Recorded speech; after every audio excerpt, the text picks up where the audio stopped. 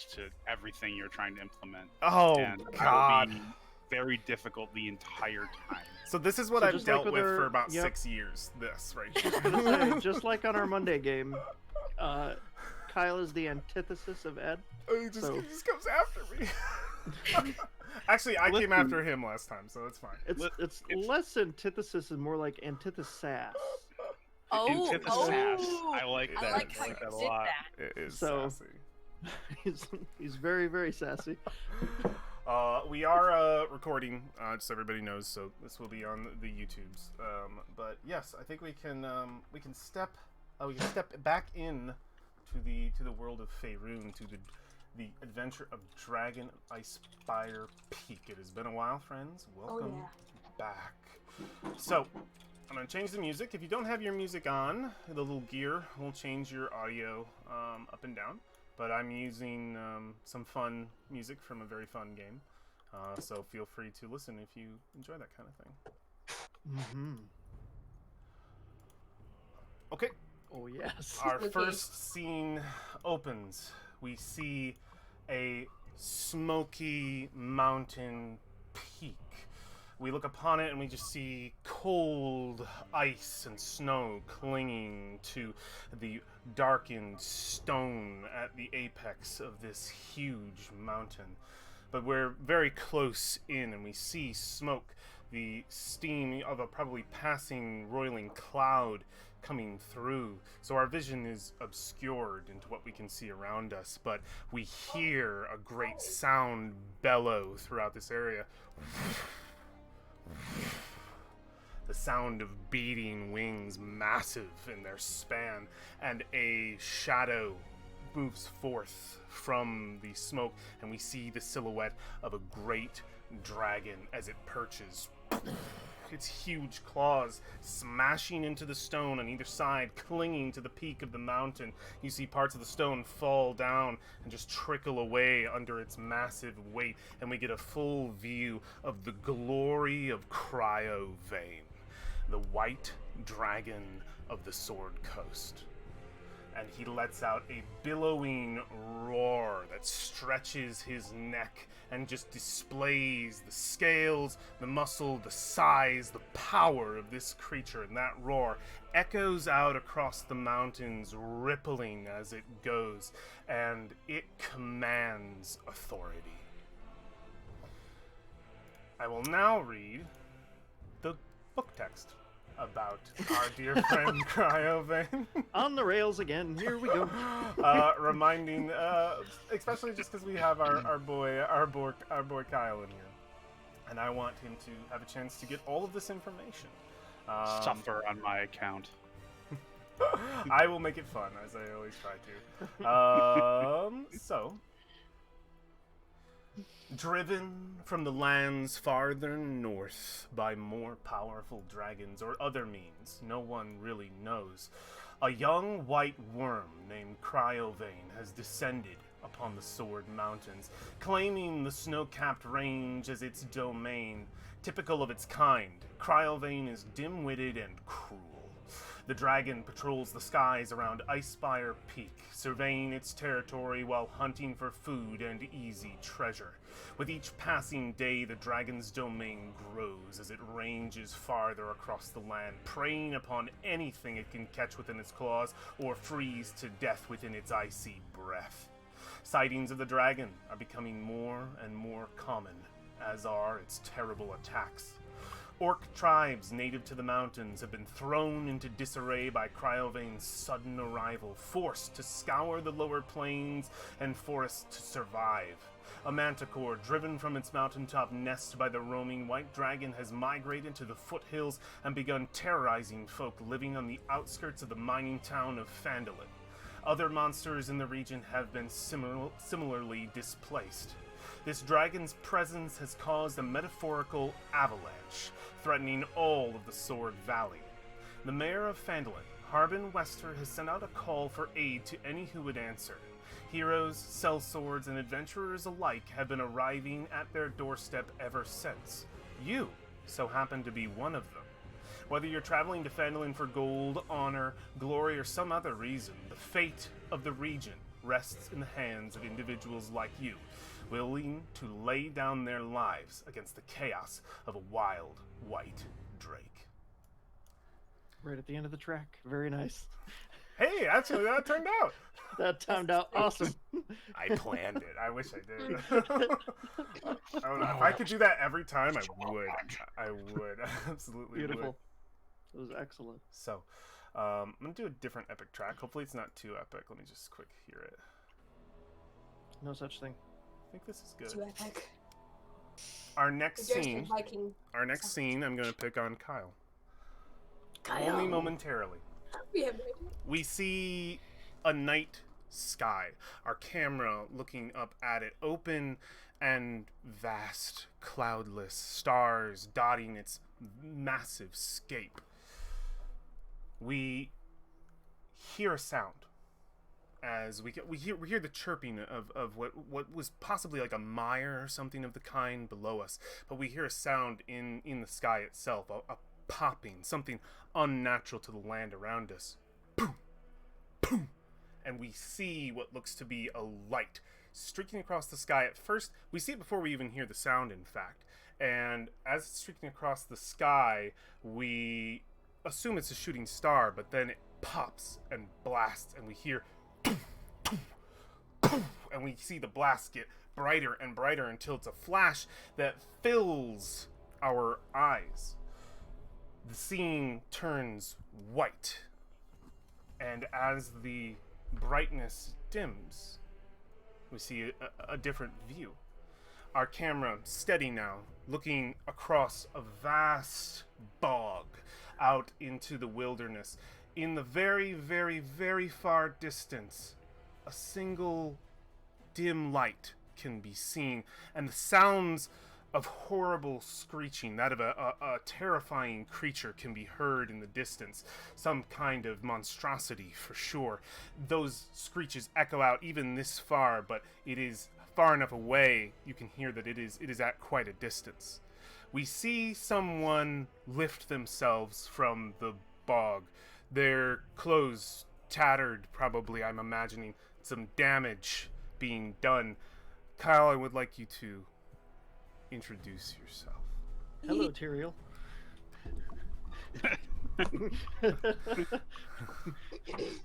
I've seen this movie before. Oh, we have to defeat Diablo. Oh, please do. This is going to be like a short kind of, and I didn't tell you about this at all, so I know you might get blindsided, but the, this is going to be kind of, I want this to be kind of a short, isolated scene that I want to let you kind of take over and describe for me. To introduce yourself. To pre-introduce yourself. Oh, Okay. I forgot, before the scene even happened, there was a little thing on the bottom that said like 3 weeks ago or something. I don't know exactly what it said, but there's like a time thing that happened. Hell So yeah. just letting you guys know that. I love those. Okay, so we see a figure rising up out of the swamp, a torrent of fire and mangled steel behind him, casting his form and silhouette. As we see him take a readied stance, his eyes scanning the horizon, seeing the ghostly blue eyes of the undead watching him. He reaches into his cloak and he pulls out a crossbow which sparks with electric blue light, and he says, "Fucking dragons." He loads the crossbow and he says, "Come then, dead. Let's see you match Kenneth Steele." Yeah, they start like you see like at least a dozen, maybe two, just making their way through the mire. They smelled your flesh. They've been tracing you probably for many moments, and you've just finally gotten out of the mire, where a place you can get your feet on the ground where you can fire, and they're just coming at you. And you can see, I love that, their blue eyes burning in the night. And as you say, fucking dragons, we see the sort of smoldering wreck in the distance and the silhouette of that wingspan just go out against the flames and the horrible screeches as whatever is going on in the distance this dragon is destroying. Describe the rest. How do you get out of this situation? And give me a little more give me details of your character. I want to kind of know what they look like. I want to know, give me a few things. Think of this as your Okay. introduction to the party. So, I guess what the camera would see in the following scene would be flashes of this blue light whenever he fires his weapon, casting stark contrast between the areas around him and the choking black darkness of the mire, as it is deep in the night. The only real light from the distant wreck and his crossbow rifle. The details we would get these glimpses of would be of armor once shining and proud, marred by the muck that he has been trotting through, the bruised and broken clothing about him that was once fine livery and maybe a military uniform at one point. We see the well trained military eyes of a desperate man fighting unrealistic odds as he marches through this quagmire, every blast of his crossbow sending a broken undead corpse back to the choking waters until he finally marches his way up the eastern road and looks towards a small group of merchants, their wagon the only light upon the road, watching the firework display that he was, as he chokes out a word, "Village, nearest village," as he tosses aside his broken weapon. Yeah, and I think the last this is interesting because it won't meet up to the one you're thinking of, but I like this because it's gonna put some lore in your pocket for later. So the person just looks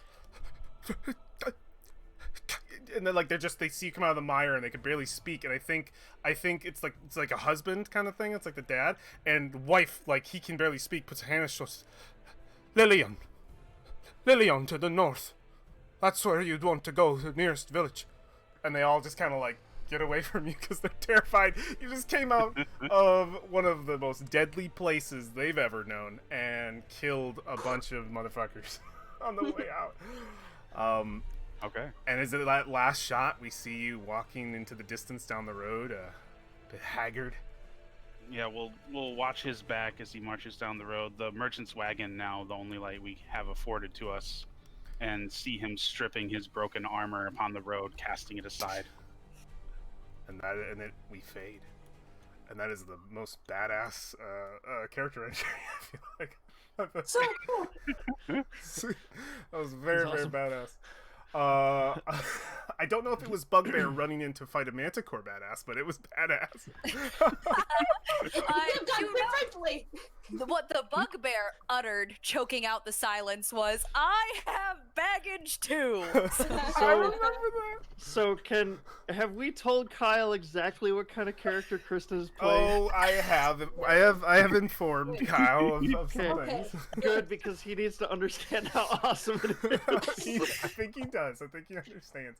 It is So, so unbelievable. From what I've heard, it sounds pretty great. Beautiful. None of my spells make sense. Nope. So a little bit of a lighter recap It's just flair. on things that happened last time, to remind us of our party's current adventures and where they have been thus far. You are a group traveling south from Neverwinter. Whatever you were doing in that city, you didn't have to have ties to it or not. I don't think we detailed really much beyond that is just the direction you were coming from. You were, at one point or another, through whatever means, given knowledge of the needs of Phandalin and the call sent out by its mayor Harbin Wester.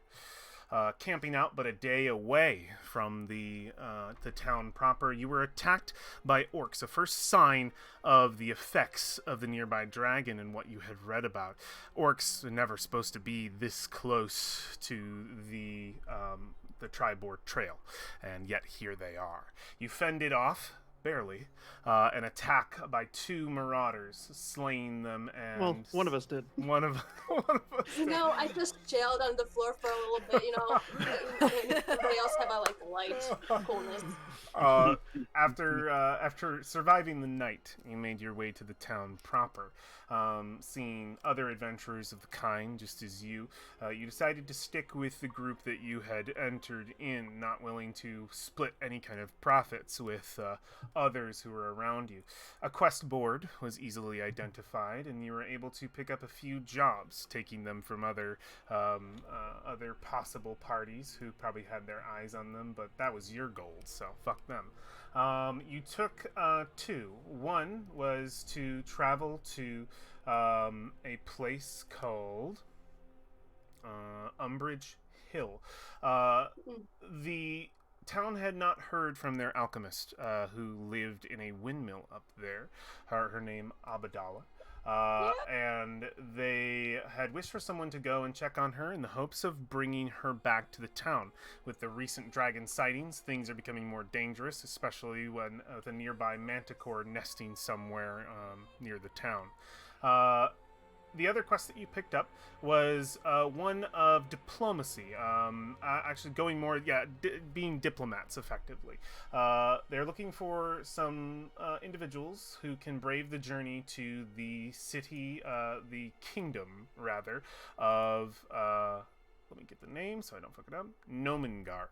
The gnomes there. Close enough. The gnomes there are presumed to also not know of the impending doom of the recent dragon incursion, and the town would wish for them to be warned as well, as they are considered some allied to some extent. Harbin Wester is also very interested in what the gnomes could provide towards defeating the dragon. He knows that they are proficient in tinkering and magical enchanting. He is hoping that you can go there and convince them to give you magical items, and to do whatever means necessary to acquire those and bring them back in the hopes of using them to defend the town. Both quests offered gold to you, and you took them. The first one you went to was Umbridge Hill, since it was on the way. Let's actually throw up our map here. And we have to add to this map, if you go all the way south, we have a couple things that are identifiable to, at least one actual thing that's identifiable to our friend Kyle, who I think it's fair to put this on the map for him. So there is a town that you were pointed to. Nice. So you traveled to Umbridge Hill, knowing that it was... Oh, by the way, don't worry about these hexes. They're not actually happening. Just don't worry about them.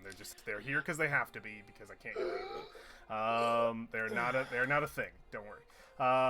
You don't want it to be a thing. You passed to Umbridge Hill with your entire party in tow, and found Abadala in quite the predicament. You found her at the top of her windmill, about to jump out of a window as a manticore, the manticore, you can only presume, is in the middle of destroying her home, as it shouted out in common, "Abadala, I want my revenge!" And it was a dire situation. You decided to engage with this creature, which was way out of the scale of your power level. Really nicely. Should it was we awful. It was so describe fun. the means of engagement here? I don't know if we have to go into the nitty gritty of the detail. I don't Okay. know if it's necessary. You can do that in role play. Okay. I'm totally fine with Yeah, that. But for yeah, for okay. the process of just introducing everything again, I think it's good for a brief overview.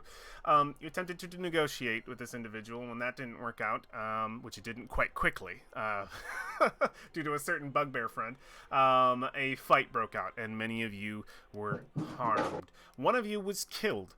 But whether that was in the battle or by a betrayal within the party is still up for debate, as your dear goblin friend is nowhere to be seen. You would have all been murdered in this case if it were not for Abadala climbing down from her tower to get between you and the manticore and beg for your lives. It demanded her undying servitude. She agreed reluctantly, turned to you with tears in her eyes, and told you to run, as it took her and flew away, far away, and you were given your lives. You returned, stumbled, in fact, back to Phandalin, a bit broken, a bit beaten, and went to the Stonehill Inn for Tolbin Stonehill to get you some damn alcohol because that was fucked. Upon arriving, though, there was some good news.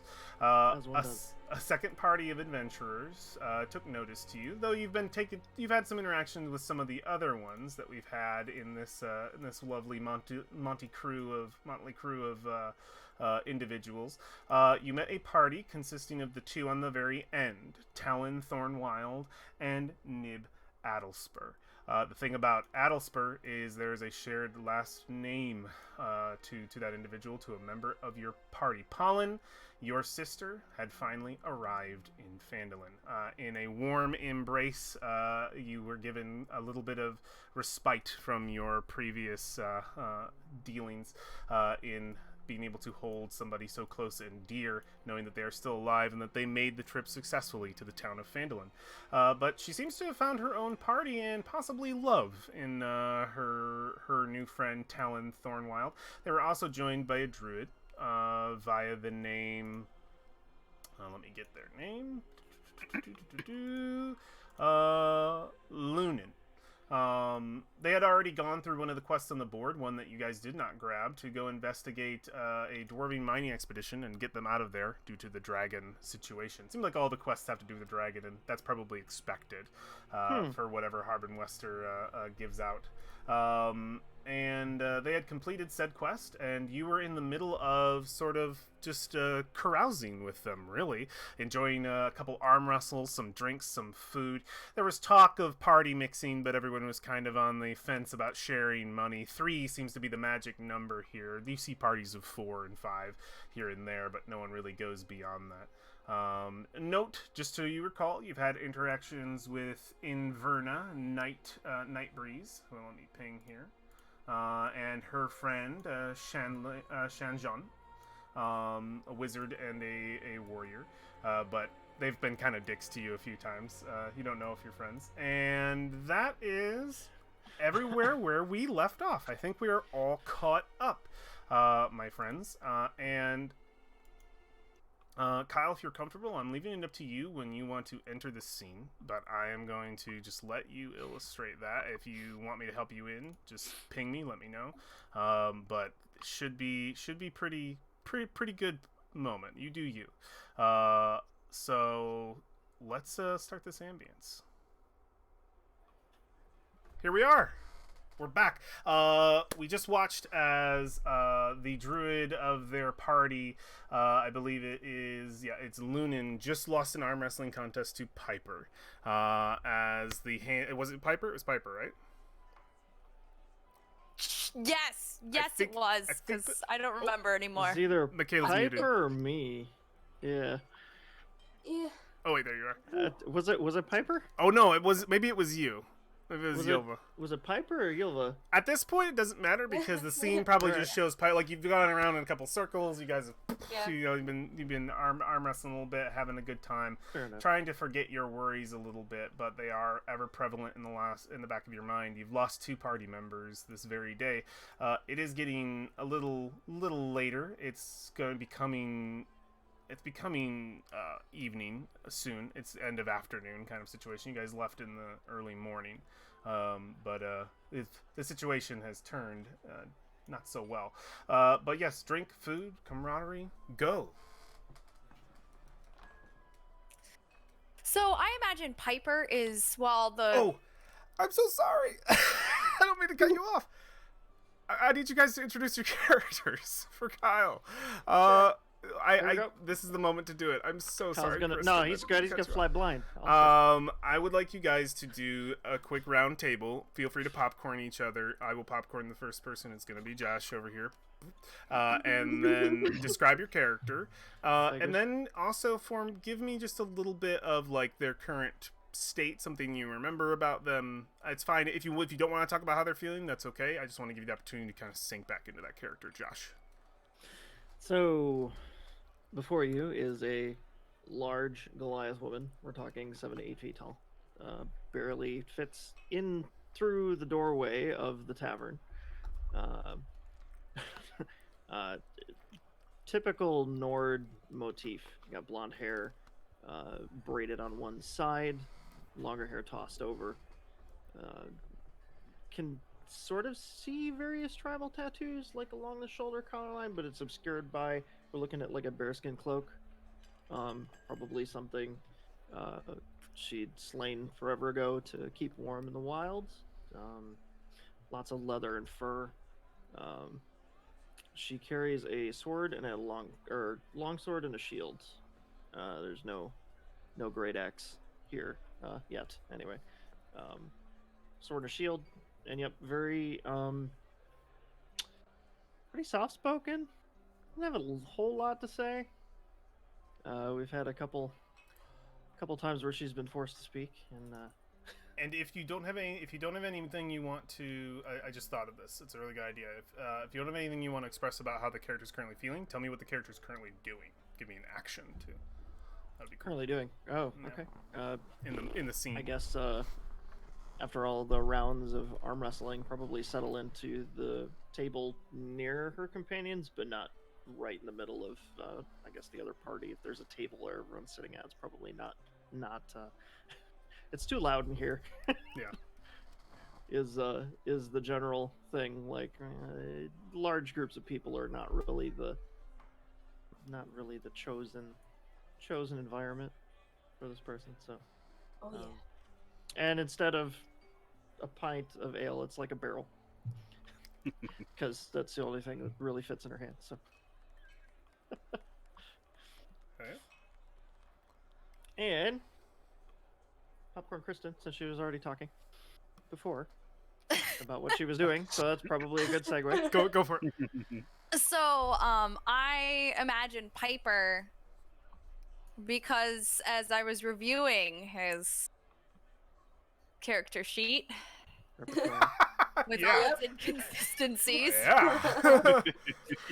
I realize he is very concerned of his instrument and Yep, he is. storytelling. So, I am okay with you altering anything you want with Piper, so just letting you know that. It's a difficult character. while they're arm wrestling, Piper is off in the corner, and his instrument is his sword, which he believes that the way he kills things is a work of art. And he loves the art of storytelling as well. So he has a sword out, more in like as a form of gesticulation. So he's holding this giant greatsword as he discusses his battle with the Manticore. Clearly, he's embellishing, especially since the Manticore was almost defeated in his tale and barely got away due to an act of deception and sneakery. So, but he doesn't break his story. Even if anyone questions, he just ignores the questions and just pushes onward, full of embellishments, full of how he's so much better. His chest glistening because he perspires as he tells this story, because he's got to put on a show. His beard is all done up, and he's like, yes, and then the Manticore was like, don't kill me, I'll do anything. And as I was about to swing this mighty sword, and then I feel like the camera pans away mid-sentence as he's still there, the Nice. bugbear, shirtless, immaculate beard, and using like nice $5 words. He clearly has like read a dictionary, but he uses a few incorrectly. Like he's like, I was magnanimous in my way that I fought, and not realizing that magnanimous means to be generous. So he knows the word, just his wisdom is a -2. So I forgot that's his great. stats are amazing. I forgot about that. Our camera pans down I love it so rather much. than up to our final character. Yes. Pollen, if you'd like. So we see, I would think Pollen's definitely with her sister down with the niece so they can have like some privacy. It's not really hard because they can actually hide. And nobody can see us under the table. We just have to be where the feet. That's always a thing. She's really energetic, and like you can imagine her. She's really like dirty, but it's like she's trying to pretend like she's like you know, like theatrical dirty. Like she's like, oh yes, I am definitely grew up in the wilds, but is it really dirt or is it just makeup? We don't know. And Polly is just happy to be with her sister while also trying to describe the tall woman over there in the corner sitting quietly and how she saved her life by pulling her out of the snow because she was so short she could not move an inch. So that's why she wants to return and telling her how she's gonna save her once so she can repeat her death, even though she's now been like saved 4 times by this large woman, so it's piling up. And it's good to be with her sister and maybe some whispering and maybe some note exchange because they've been sent out to the world for some reason. And lots of giggling. It's like when you hear like something like really scary giggles, like hauntings. That's what I'm imagining underneath the table right now.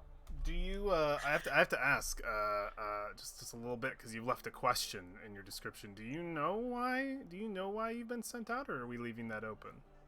I was leaving that open for you because you told me that I have a sister. So I'm like, what? Yeah. Cool. New stuff? Yes. Cool. We'll leave that open to build together. That'll be fun. Yeah. Cool. Group building.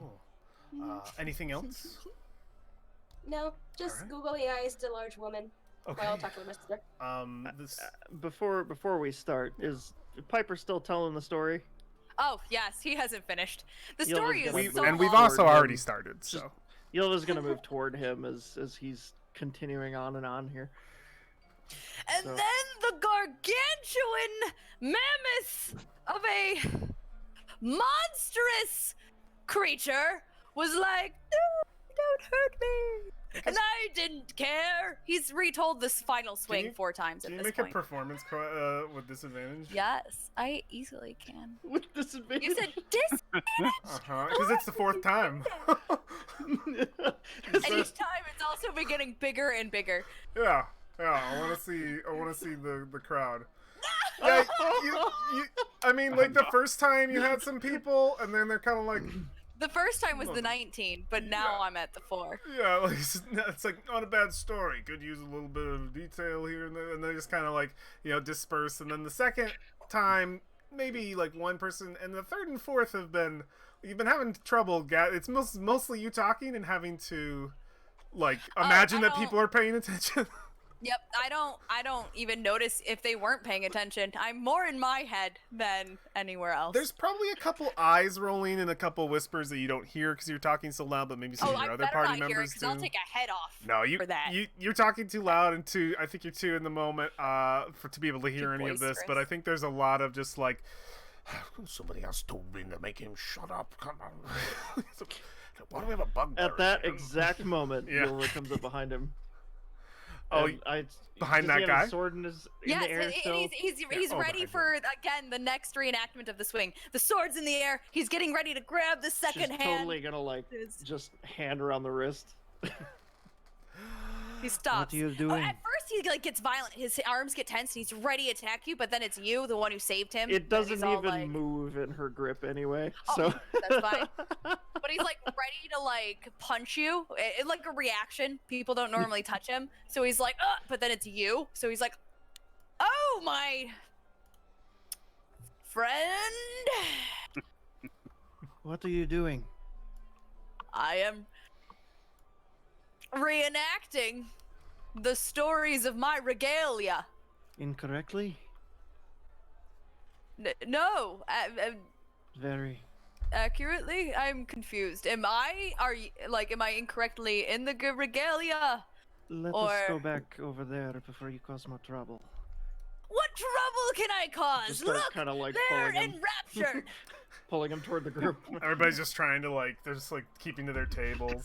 A little bit of description of the people around you, just so that you know the kind of situation you're in. I described before this is very alpine. People are wearing a warm clothes. We're going from fall into winter. We're going for a very Nordic kind of theme as well. So I think you can imagine that kind of like clothing and architecture very easily here to your own imagination. But the individuals within the Stonehill Inn are mostly miners, some of them farmers who are retiring down for the season effectively. Not very many families per se. You don't see any children. You might mistake a few halflings as such.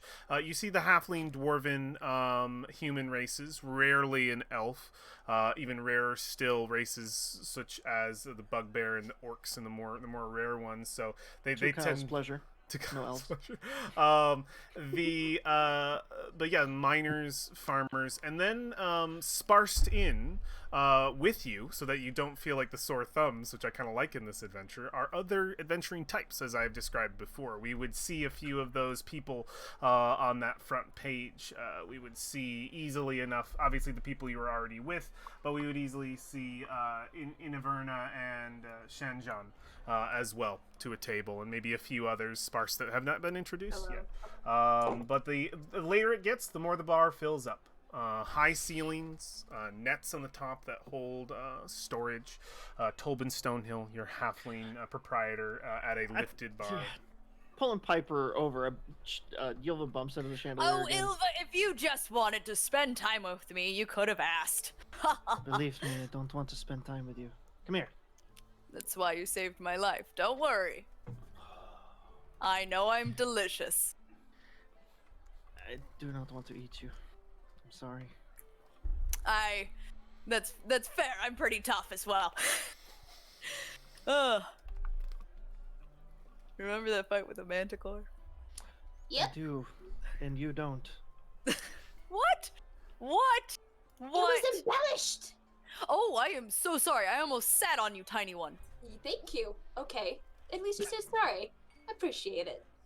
That's what I was told to say by you for the third time. And you're learning. I do that very well. Yes. Now about your storytelling. You know, lying sometimes makes people confused and slightly angry.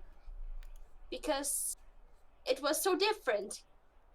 And I almost died because of it. Because of lying? Anyway, it's good to have you here. Just maybe truth, then yep. I love this character so much. It's just so crazy. You Pull see me up. Now here I am, get saved, and now I'm a servant to tiny creatures. And I lift you up. I just Yeah. like one hand grab the entire of your like upper half and just lift you. to the table. Yes, to the table. The table you're sharing with Lunan, Nib, and Talon, right? Yes. Perfect. Yep, 6 of you. You. I don't fit at the table, so I'm in like You're one away. a booth at the side. Yeah, Just it's kinda like- adjacent. Yeah, absolutely. So, if you guys don't mind me jumping in for the moment, I would like to point out that outside of the inn, it's cold outside and it's warm where all of you are, so the windows are pretty fogged over and you can really only see silhouettes outside. You heard a wagon pull up not too long ago. People started talking, patrons started coming into the inn, very normal fare, but slowly an argument begins to start welling up outside the window. And, you know, people fight on occasion, especially in these rowdy border inns, so it's also not that unusual. But it begins to grow in pitch until finally you hear the pained whinny of a horse or a donkey, and then a man flies through the window of the inn, landing on his back, tumbling tables over in the process. He comes through the window screaming, "Oh!" as he lands square on his back, the air knocked out of him, this dirty man in traveling attire, who immediately begins to curse in Draconic and stand up amongst all of the wreckage. I don't know where the party was or if this was in fact their table. But As you fly through, I will make note that Piper laughs heartily, that whatever caused this is irrelevant to him, but to see someone in severe pain brings him joy. So it was just a delight. Tobin Stonehill lunges over his bar quite nimbly. He says, "Okay, everybody, just calm down real quick. Sir, are you okay? Are you all right?" And he's like looking outside. Oh, completely ignoring the innkeeper, he screams out the window, "Get a hold of your arse!" Stands up and dear. march out of the door again. Yeah, returning Opens the shortly door. after. Sir, my window, sir.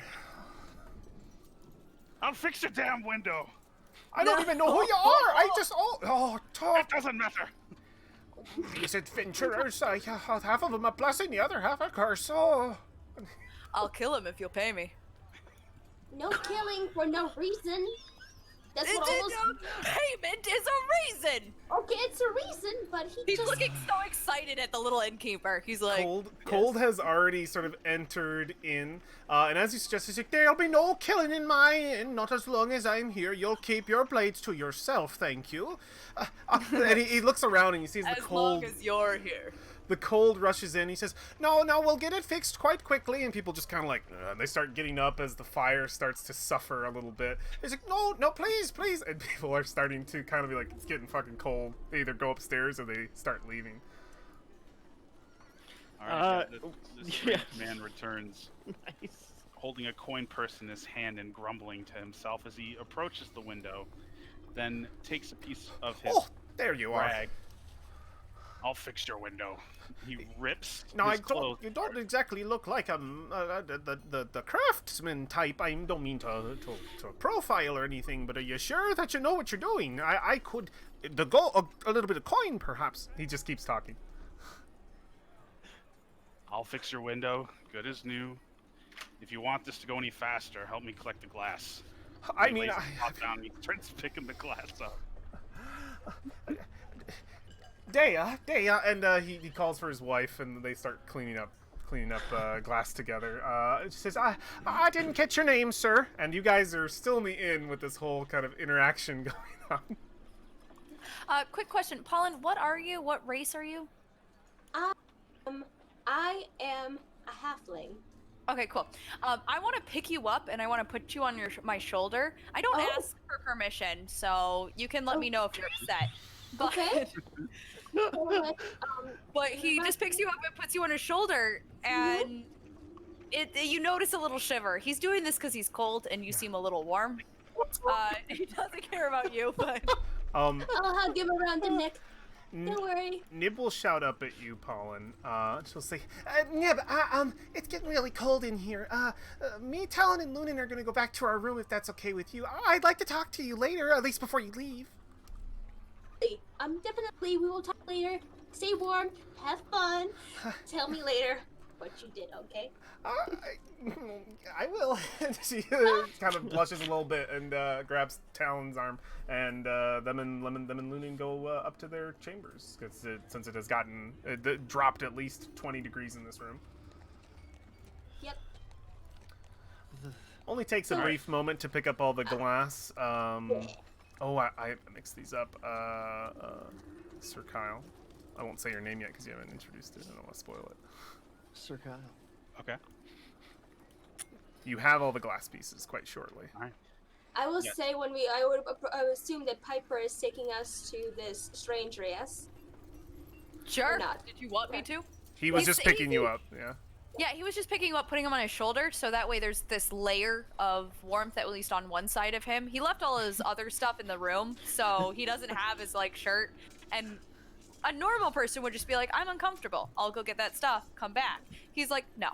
So, also know when you're talking to your sister, he did not help you that conversation. He's standing upright, he's just shifting, he's utterly ignoring you. She had to, get around as you're him. Exactly. So, yeah. Hey, Piper, could you take me to that mystery man? He said something and I think he might be hurt. So if he needs healing, I can do that. I haven't healed in a while. Why would you waste a spell on anyone but me? If you get hurt and you look desperate, I will help you. Well, then I'll never be helped. And he's getting up and he's walking towards the dude. He takes his subservience seriously.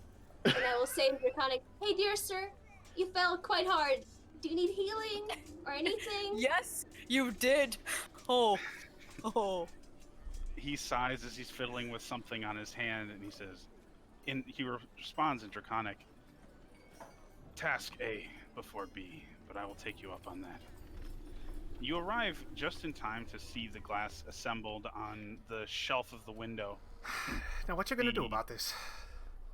he takes out a quarterstaff, which by all means looks normal. Aside from its seems to be covered in some shiny material. He twists off the head of the staff and places it down. It looks just like a normal cylinder with small runic indentations about it. He then turns his hand. You're close enough now to see that it's a gauntlet filled with all sorts of strange circular dials.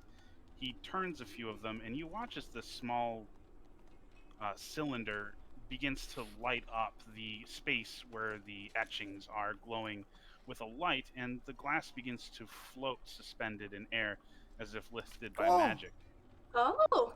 He twists a dial, and the glass begins to assemble itself in the shape of a window, the cylinder beginning to hum softly until a bright flash of red light is emitted from it, and the glass is fused together into one whole piece once again, a steam emitting from it. And he then slaps down the dial on his hand and retrieves the device very quickly so that no one can really stare at it too long. And he says, "There, glass is fixed." Tobin steps up a little cautious and puts his hand. Ah, well, you should have just said you were a practitioner of the arcane arts. I'd have believed you then, but very, very good work. Quite the prestidigitation. And yet no one believes me, I say to Colin. I love that. The look is beautiful. It has a lot to do with seeing rather than saying, friend. He looks at you, he's like, well, I guess no harm, no foul, though my customers will take a little while to come back once they know the place is warm again. Tobin Stonehill, never got your name? Tolvin, he says. He brings the coin purse out again, and This he is takes mine. a gold piece from it and hands it to him, and he says, "This is for the trouble." Well, I normally don't accept gifts of this manner, but I think the circumstances allow it. Thank you, friend. What may I call you? He holds out his ungauntleted hand, and he says, "Gaelic." Gaelic. All right. Good to meet you. Says, well, and I guess now that the window's fixed, the bar's back open. And he goes over to his wife, and she says, Donna, maybe we find some of the little ones, we get the word out, and then they go back to sort of running the inn, though there's a few people here other than who is mostly our party. There's like maybe one or two individuals who stuck around. He turns. Oh, good. Oh, go ahead. He turns to the pair in front of him. He never actually saw who was speaking Draconic, so he addresses the two of you and he says, "I would very much appreciate that healing spell, though I don't recall who it was that spoke." As you turned around, Piper was already walking back to his seat with Paulin on his shoulder. As he was doing that, as you're like talking, you can hear Piper mumbling to Paulin, but clearly this man has no sense of like volume to himself, so you can hear what is intended to be a private conversation. And he goes, "Well, now that you've seen this disagreeable man," and then as you are finishing your statement and he hears healing, he turns around. And it's so quick that Paulin almost falls off and is like, "Oh, what?" Please take me to the gentleman. I promise him healing, and I shall do that. Or you can put me down. Like, you don't have to have me on your shoulders. I'm not that useless. I don't have to do anything. As he walks over to the gentleman. Yelva's gonna step up, Yeah, what's Yelva doing? pick up Paulin, and set you down on the floor. Thank you. And kind of You better wait, Paulin. You're going back on this Push. shoulder. It's cold still. push push you to the side, Kristen. Piper. And as we make our way back over to Okay. no, this is He looks leave completely her alone, flabbergasted. please. Thank you. And you see this little halfling like come towards you really happily, and she's like, "Can you please hand me your hand, dear sir?" Yeah, he has that moment straight out of that meme picture where he's like, "How do I talk to a short person?" And then he decides after a moment that perhaps crouching would be best. So he crouches down and he holds out his hand. The leather is very old and cracked and rough. And he realizes, oh, maybe I need to have that off. He takes the glove off and shows you his hand. So Pollen, with her little hands, will try to clasp your hand, and will start mumbling, and you will feel this like you will smell like almost like this flowery scent going through your system Oh, as your hands glow light pink, and your whole body like almost has like this little pink aura around it while you are healed. And I would probably use You don't have to use anything. thematically really cute. This healing finally, Pollen's able to heal somebody finally. So she's trying to display her power in front of the big woman. She's like, I can do she's stuff. also doing minor illusion on top of it. It's a double spell. Yeah. Yeah, it's a super cosmetic, so I know. Flowery. Yeah, his eyebrows raise up like, whoa. You get the feeling he has not seen this kind of display before. Yep. I hate it when she does this. He says to Ilva with no sense of volume. Be quiet. Shh. And after the beautiful rose petally, almost like Japanese, you feel like, you know, the typical, it's like the twin. She will like, she'll flip her head. See, now I'm just imagining Piper's got a bag of those petals like over your shoulder. She makes me do this every time. Thank you, Piper. It gets awkward when she makes like a fight spell and Piper gets confused, so he just throws the petals anyways, and then Just chuck the bag at him. ha! Oh my Yes. Well, I hope you feel better. Much better. That wagon ride took a lot out of me. So, I do have to ask, the innkeeper just left. He said this was the Stone Hill? What, he looks around. Yes, What house rules this place? house. A house. Anyone? It is the Stonehill Inn, so maybe the Stonehill people. Would Tolbin hear you ask, or no? You just directing it kind of at a whisper? Well, it wouldn't be a whisper. It would be more just, yeah, if Tolbin heard, that he would be happy with that, Yeah, too. he'd lift his head. House? I mean, technically, my house is upstairs. No, not a house. Like, what house owns this inn? No, not a house, but what house? Let's see, he just says, I don't exactly get your meaning, friend. I own this inn. I bought it with my family about 10 years past when we first started settling back into Fandolin. You Do you mean like the mayor, or like? Or are you somebody looking for who's- Harb and Wester? He doesn't technically own my home. No, Pollen, a house has like walls and a ceiling. No way. Hmm? No, Although- it does.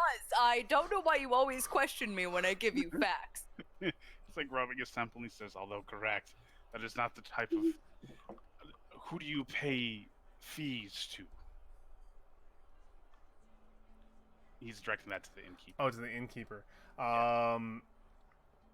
Yeah, he will. Yeah, he looks and he says, "I did. Well, I did direct fees for a time when I first was building the home. I think I own this place. That does make sense, right? I mean, I'm he's looking at others. I'm making sense. But who owns the land that you own this? Oh, who owns the land? Well, Fandolin works a little bit different. It's kind of a set your stake in the ground, and that's yours, really. I would say that, well, the Town Master's Hall has some sway with its laws. I follow the laws and the rules so that I can have the land here, so I think that makes a level of sense. I think the best way to put it would be the Lord's Alliance. Does that make sense? His head goes back as if he's about to nod yes, and he stops himself. The laws of the Confederacy, obviously. No, I appreciate that. Thank you. I'm clearly mistaken. Oh, all right.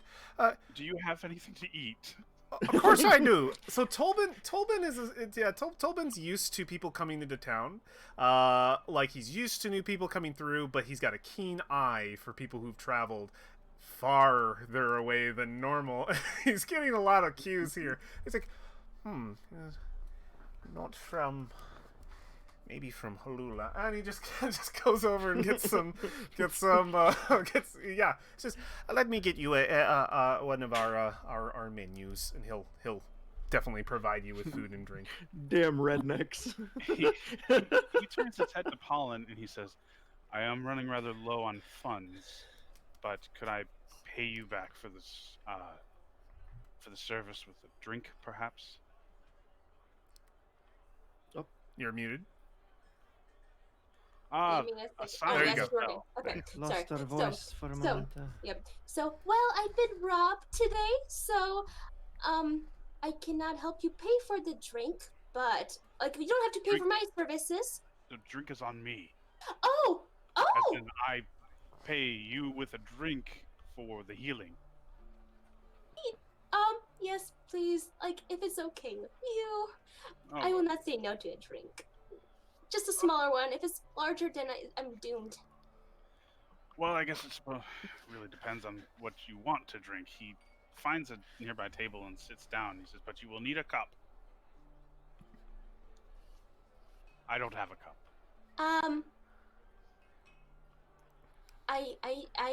Can I ask for a clear? Where's my cup? I cannot reach up there. I don't know where my cup is. Yola kind of holds up her hands like she's had a barrel this whole time, so there's no Yeah. way we're gonna fill a barrel. Yeah, with whatever it is. Tolbin, just to avoid a silly conversation, Tolbin, provides you you use the dinery of the house. So there are flasks. Yes. Perfect. So he takes the flask. He opens up his cloak, and you can see a flash of what looks like, or what was perhaps, a brightly colored uniform.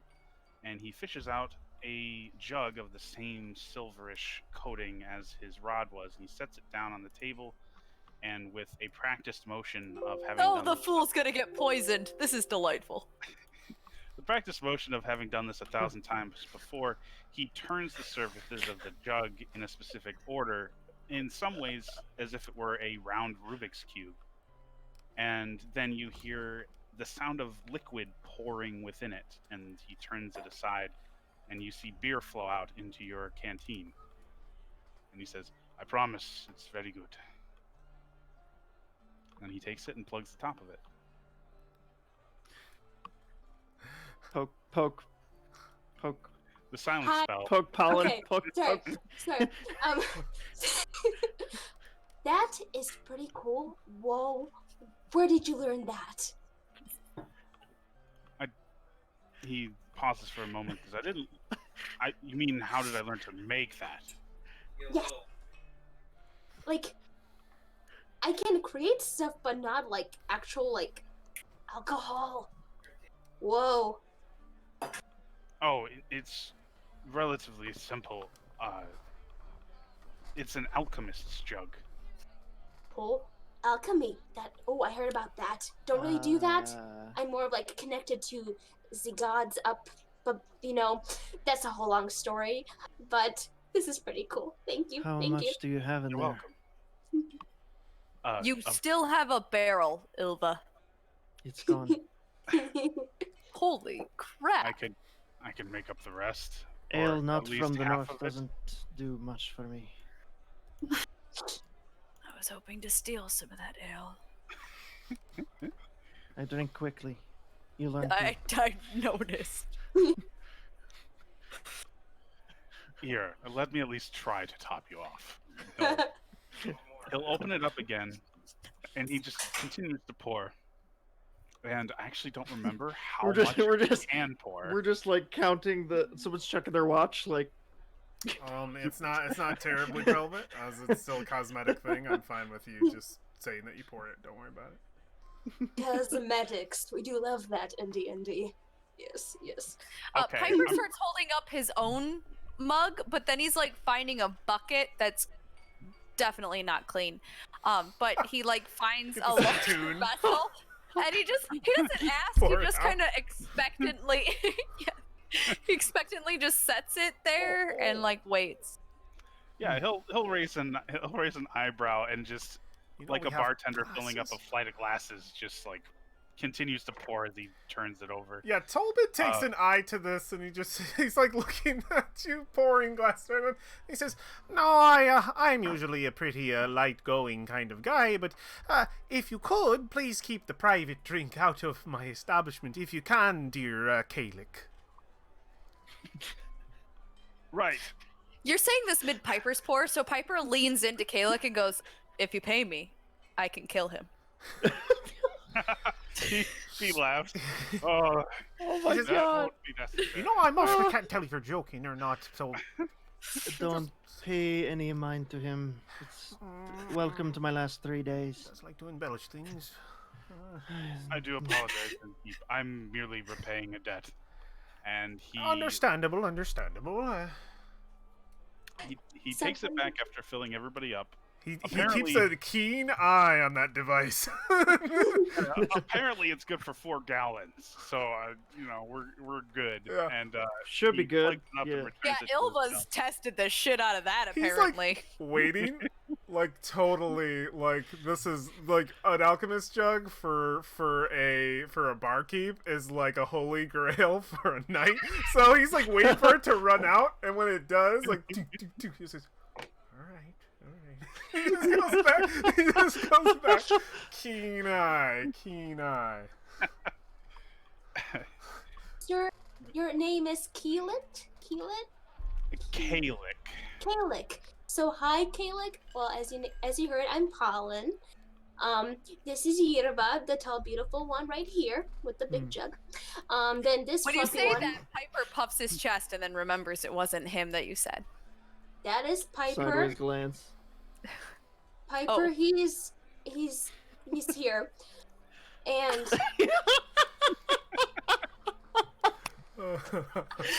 He's here. It's present.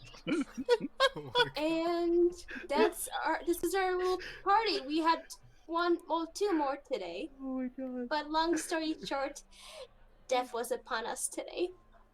Oh, they were horribly murdered. We Well, don't have one was murdered by the other.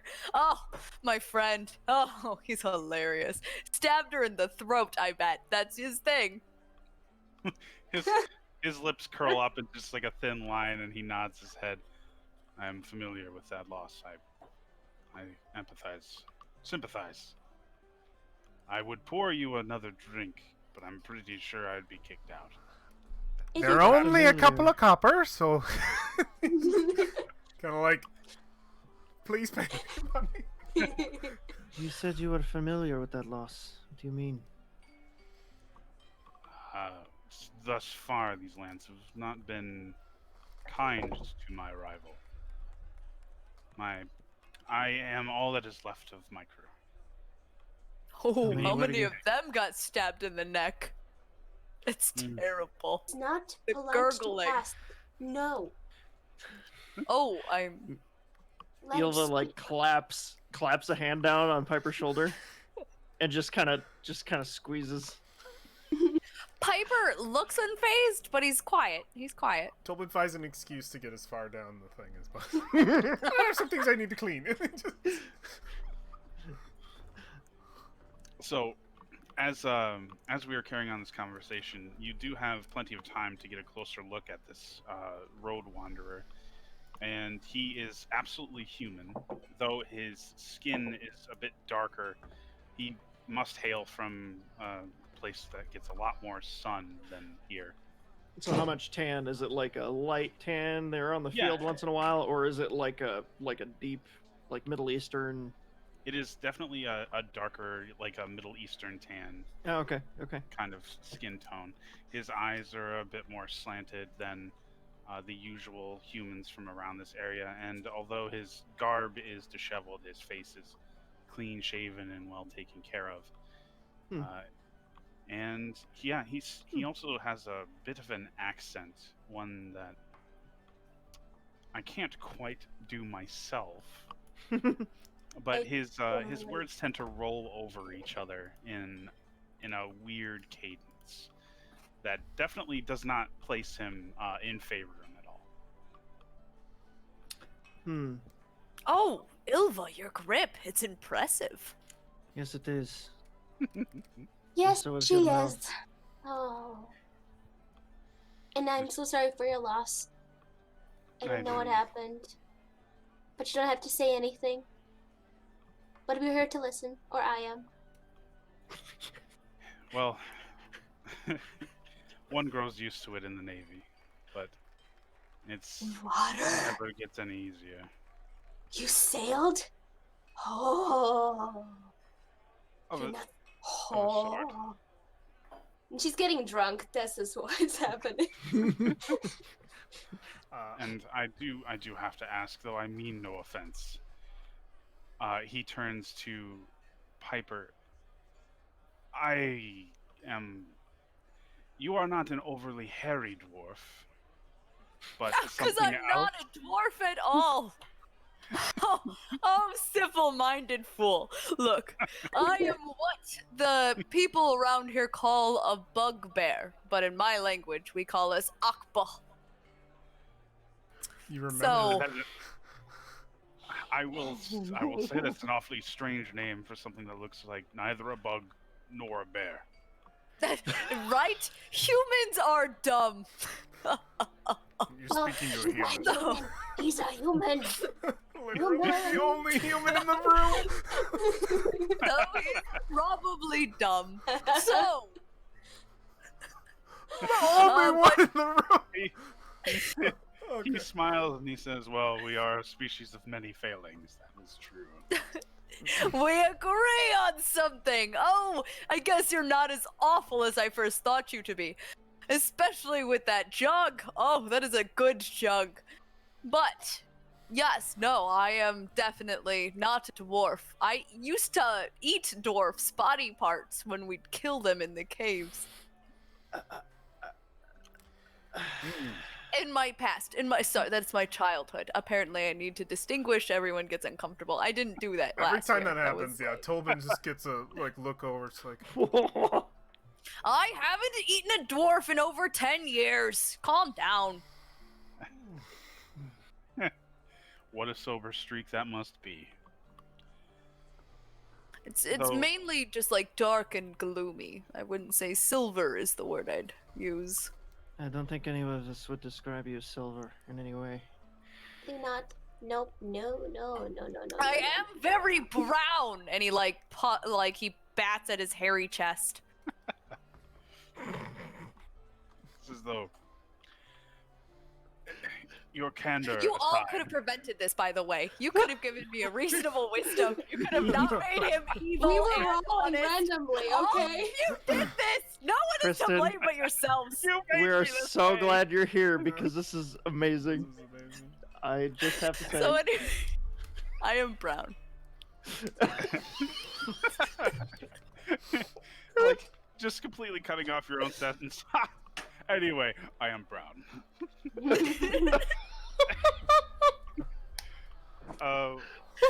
But he will look around the group and say, after trying to choke down another swig of his drink, I must ask, you all do seem rather capable individuals, at least in some regards.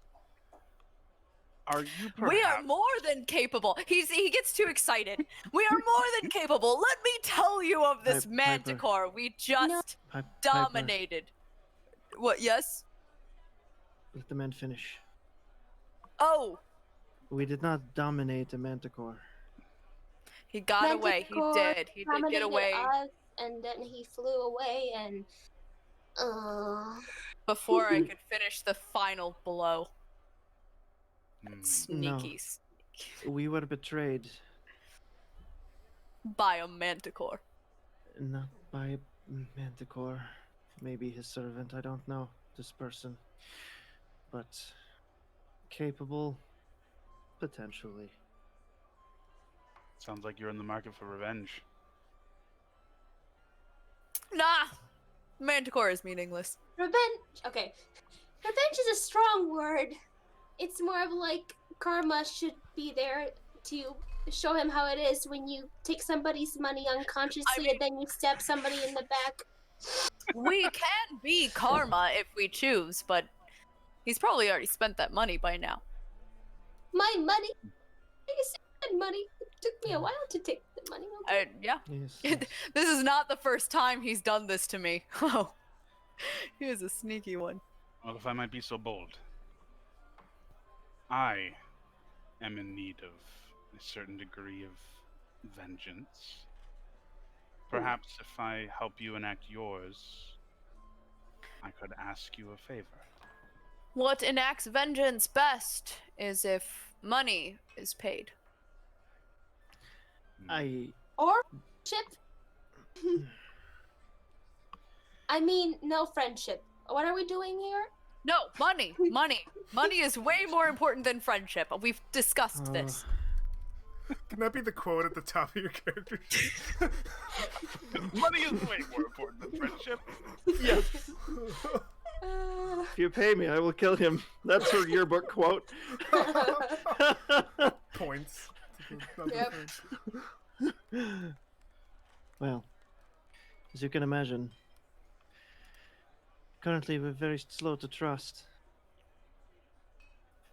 You will have to prove yourself first. He raises an eyebrow. Funny, I was thinking something similar. I will be upfront. I am hunting something, and I would like your help. And how much will it cost? Well, pay. How much does it pay? What? So we're paying him to hunt. Wisdom with him? -2. -2. Well, I was hoping I could pay you in revenge for the slight that happened to your group, but if money is what I would need, Yes. I can Yes, it only- would be. We do not need any money. No, not really. No. All right, I'm getting a mixed narrative here. It's like Ignore easy around here. Him. I need Ignore him. water. Well, then how are we going to get compensated and stay fed? I like to eat. Yulva would bring the barrel over to Pollen. It's just more alcohol. This is not water. Ew. And I will pass out. My I am simple-minded masters are unaware of is that food does not come easily. But because they are in charge, what will we ask for compensation? Food can be hunted. Deer is gamey. We It's awful. It's not like There's more than dwarf. deer out there. Dwarf is a lot of fat. Anyway, we need to know you're a man of honor. You keep your word. Can play a game. A game is nice, a bonding experience of trust and friendship. I was more thinking of My just friend skill. Oreo taught me a game. If Oh you punch my someone hard God. enough, their head goes backwards. And they also burn letters with very important information for other people on them. Yes. That wasn't Oreo. That was a different character.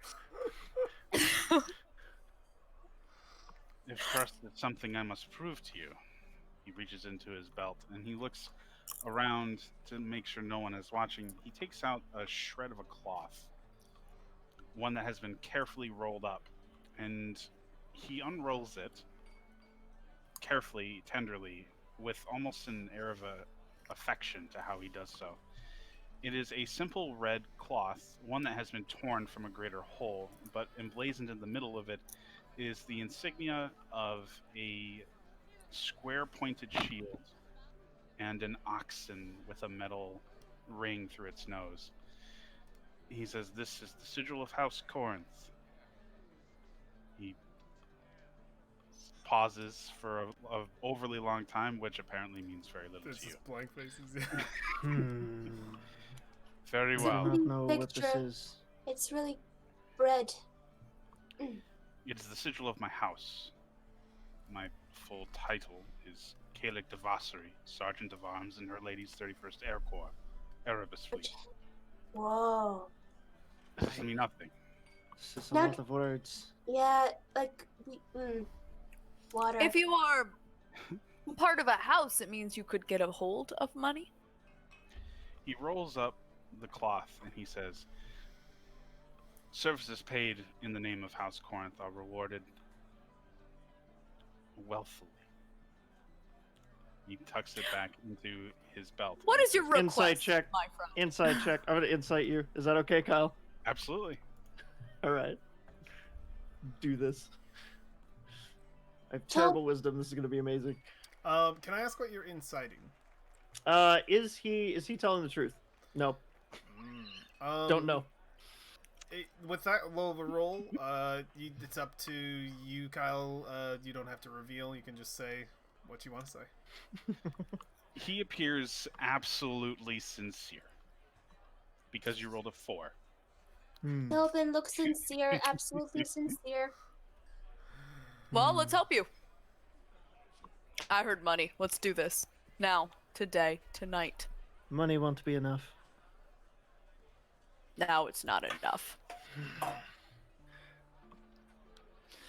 I think Apparently my rank means very little as well. Do you have a military here? Surely, Military. We don't. surely my rank can attest to my honor. So, I can give you guys this information if you don't have it. yes, please do. There is no military in the town that you are in now. Phandalin defends itself. Its people are hardy. They carry their own weapons. There is no laws for carrying weapons indoors for this purpose. It is a people's militia, more than anything. There are no city guards. People just... there's a lot of heroes around, and it's very much your classic western town. There is a single sheriff, but he's usually not around. He lives on the other side of the... he lives on the other side of the... Where is he? Crap. Oh yeah, the other side of Endermath Orchard, Sheriff Endermath, and he only comes into town when basically a judge, jury, executioner situation has to happen. He seems to be more of a hermit, stays to himself. Other than that, there's really no law in this town. The closest acting army would be the City Watch of Waterdeep, or Neverwinter. very far away.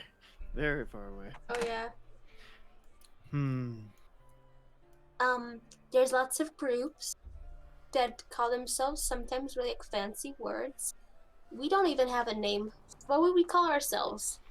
The Mighty Trio? Oh, yes. The mighty 3-0? Is Yes, that 30? That is now what we call 3-0? ourselves. The mighty 3-0? Trio. Oh my god. Tolbin can't help but laugh at the explanation. He says, "Oh, quite the name, and he's just still Prove going. yourself. To prove yourself a man of honor, where I come from. Things that are decided in combat. Ooh, Yes. Yes. Oh, no fighting in here if you can, please. can we do it in Meet the you- morning? Just got the Meet you window outside. How fixed." about that? Let's have a good sleep. We had a long day, and we'll have breakfast, and then we can fight and see how good you're at fighting. It's like a warm up. We can all warm up in the morning. Well, two will warm up and fight more. We will watch. I need to sleep. Everything's Tomorrow. so dizzy. Tomorrow, of course, if you accept. Seems like a waste of energy to me. Are you sure there's nothing else that I could do to prove it rather than us bashing heads in the square at dawn? I love the bashing heads in the square at dawn. The one time we agree. I go to do a weird whatever our culture's thing of high five is. I feel like it's an arm forearm pound. I go to do the forearm pound. I feel like you leave me hanging. Haha. No. He just gives it to himself.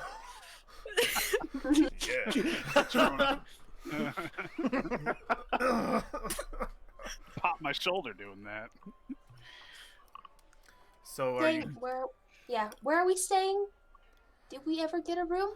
Your rooms are available at Stonehill Inn for the meager price of 2 silver pieces a night. I do have a few rooms open, though you'd be likely to share with how many heroes we have in town.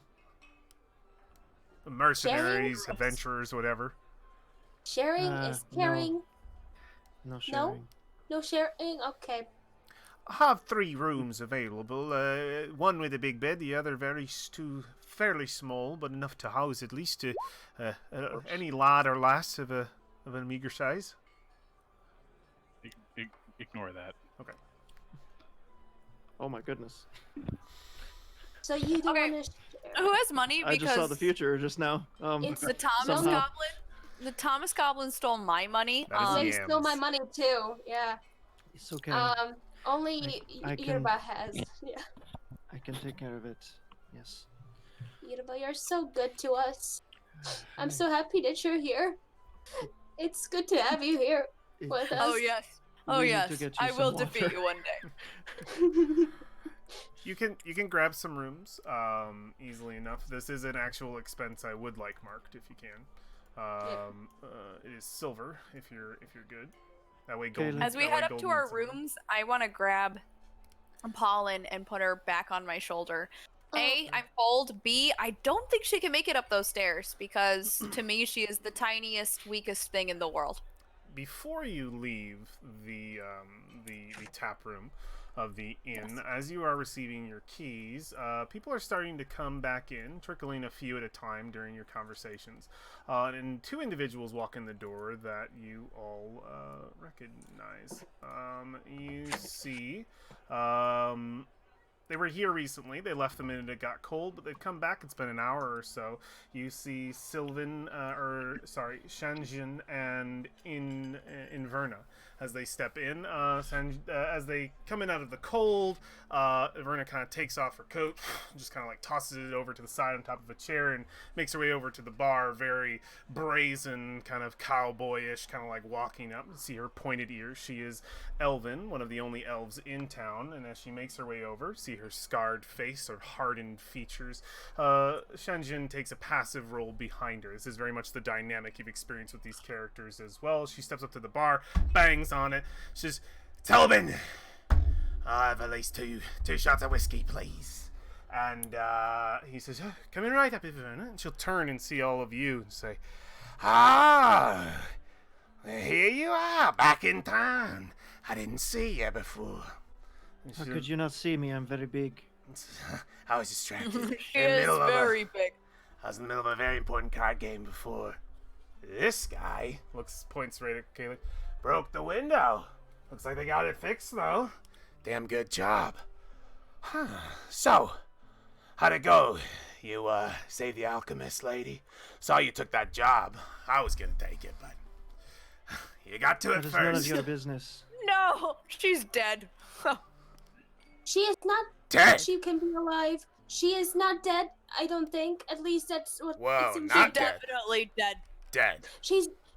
No. I was hoping to get some potions. You're saying the alchemist is dead, not dead. What are you talking about? Yeah, she's definitely dead. You botched it. We don't botch. Yeah. And Butch. not directly. So you see, there we were. Puts a hand up. Spare me the details if you were. I could really care less. Have you told Wester? Told who?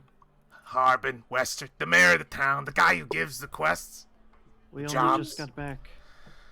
Oh, you better get to I mean- telling him. She's dead and the Manticore got away. I figured we weren't gonna say anything. Whatever the details are, it's best you let him know. Yes, we understand. Are you bringing trouble here? Says trouble. They want to know if I'm bringing trouble. She just nudges Sean. Sean John says, "Please, Inara, if you could, not cause trouble. That would be best." She says, "Oh, just would you lighten up for just a second? Listen, wherever I go, trouble seems to follow me. So it's really not my fault. It's really trouble's fault. It's a problem here. But no, I'm So not you here are to cause bringing trouble." trouble. Looks at it and just says, "Hey, listen. If you want trouble, I can bring it to you, square in the face. And she steps up over to you, kind of Did looking. you just say that you don't bring the trouble? Oh. Yilva's This is gonna great. stand from the table and like tower over her. Yeah, you do tower over. She is not a short individual, but you definitely tower. You definitely have the height on her. But she's like, I'm willing to try anything new. The bigger the better. Harder they fall. And I think one hand comes on the shoulder of Minerva from her friend from behind, who says, Minerva, if you would please. I am not interested in watching you get your ass kicked. I am. I stand up right next to Ilva. I'm like, it would be entertaining. She cracks her knuckles and she says, you know, I would too, really. It's been getting damn boring around here, and these motherfuckers keep taking all the jobs, and it's starting to get a little heated up. We did, and we failed. Oh my god! And yeah, the situation heats up. He's like a reverse cheerleader. Tolbin chimes in best he can. No fighting here. If you're going to fight, go outside. Kind of to the situation. How does this develop? What happens? We'll jump from Piper's shoulder onto. Oh yeah, I forgot you were there. You were about to be dragged into our fight. Do they get I'm pulled going to apart, jump. or do they fight? I'm going to jump on Irva, and just like hug her around the neck, like, please, like, it's been a long day. You did so much, and you need to rest. And you are cool, but resting, and it's peaceful to walk away, even though you want to punch so hard. But as I learned, punching will come wherever you are, but not today. I'm too tired. It's Make like a persuasion check. My mind. Persuasion, all right. Minerva's gonna make a persuasion check too. Persuasion. A natural 20? Yeah, wow. She'll just do a persuasion. It's only 17, but yeah, that's her. That's actually a pretty good pull. She's just, come on. And yeah, play that out. Yilva's eyes would go back from Pollen down to bitch face, and then back again. So I take the big one and you take the small one then. Maybe another time you can keep your trouble. These newcomers, they get cocky. Just remember where your place is. And she goes over and she's like, drinks, Tolbin, drinks. And tell the fucking mayor that you fucked up that job, or I will. And then I'll take the next job for it. Ahead, it'll save us a trip. And Oh my god! Yeah. She'll take back the Why shot. is it so on key? It's on brand every time. I don't feel. Logically, we do not want to go tell the mayor. I feel like it's not a conversation we want to have. And Nerva so said she doesn't. she's gonna say it. Yeah, Nerva has explained that she will tell him first, if only to get the job to go get her corpse or find her. She wants the next job. Less problems for us if you think about it. I suppose we should go to bed. Yes, Kalik. please. Will you be requiring lodging this evening? If they have a room, I'll be taking one, yes. Do you have coin? Yes, I do. Otherwise, I can take care of it for you. That shouldn't be necessary. I'm sure I have enough for a room. You can break up a gold into 10 silver and just subtract 2 silver. You're good.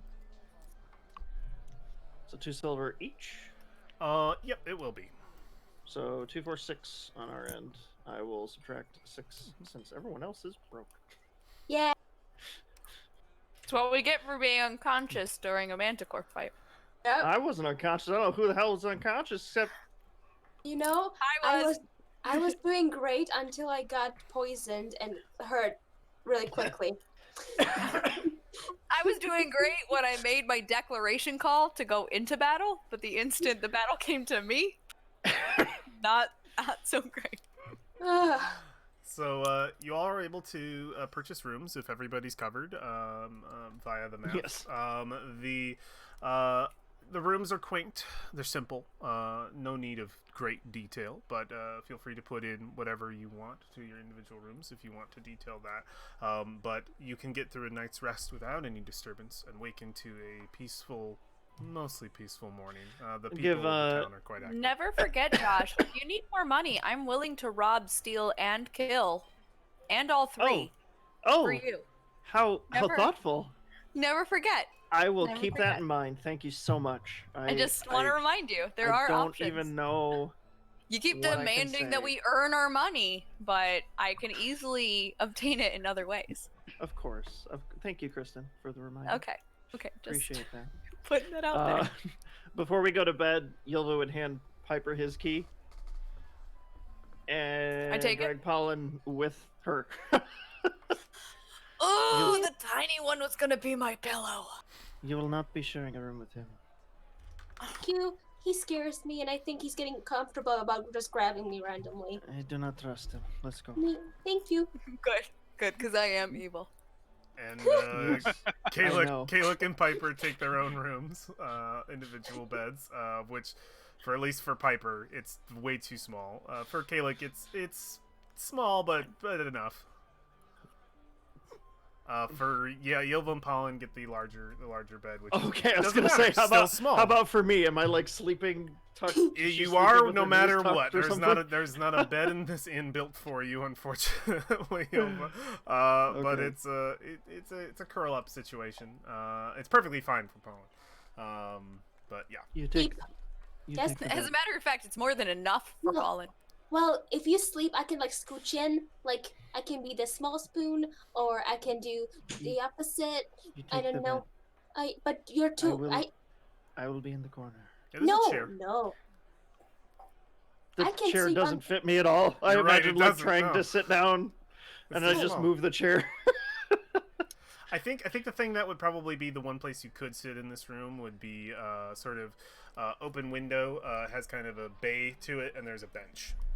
Okay. That would be the most accommodating. Should probably clear out any of the furniture nearby and like sit down with her legs crossed and then set her sword in her lap Window behind and you. sort of just window behind. Anybody else You want to just detail? see Pollen just like lost in the bed. Like you cannot see her until It's like 4 sizes too big.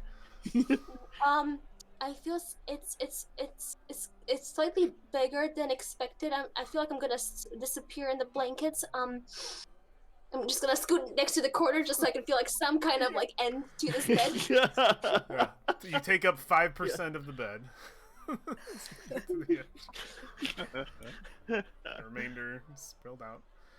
Any other details? That's all I had. Just wanted to make sure that Oh, no, we you're good. were the only two in that room. You are. Any other details anyone wants to offer, or do we want to go to the morning? Let's try I- Piper. Yes, Piper, what were you doing when you go to sleep? Nice try, Piper.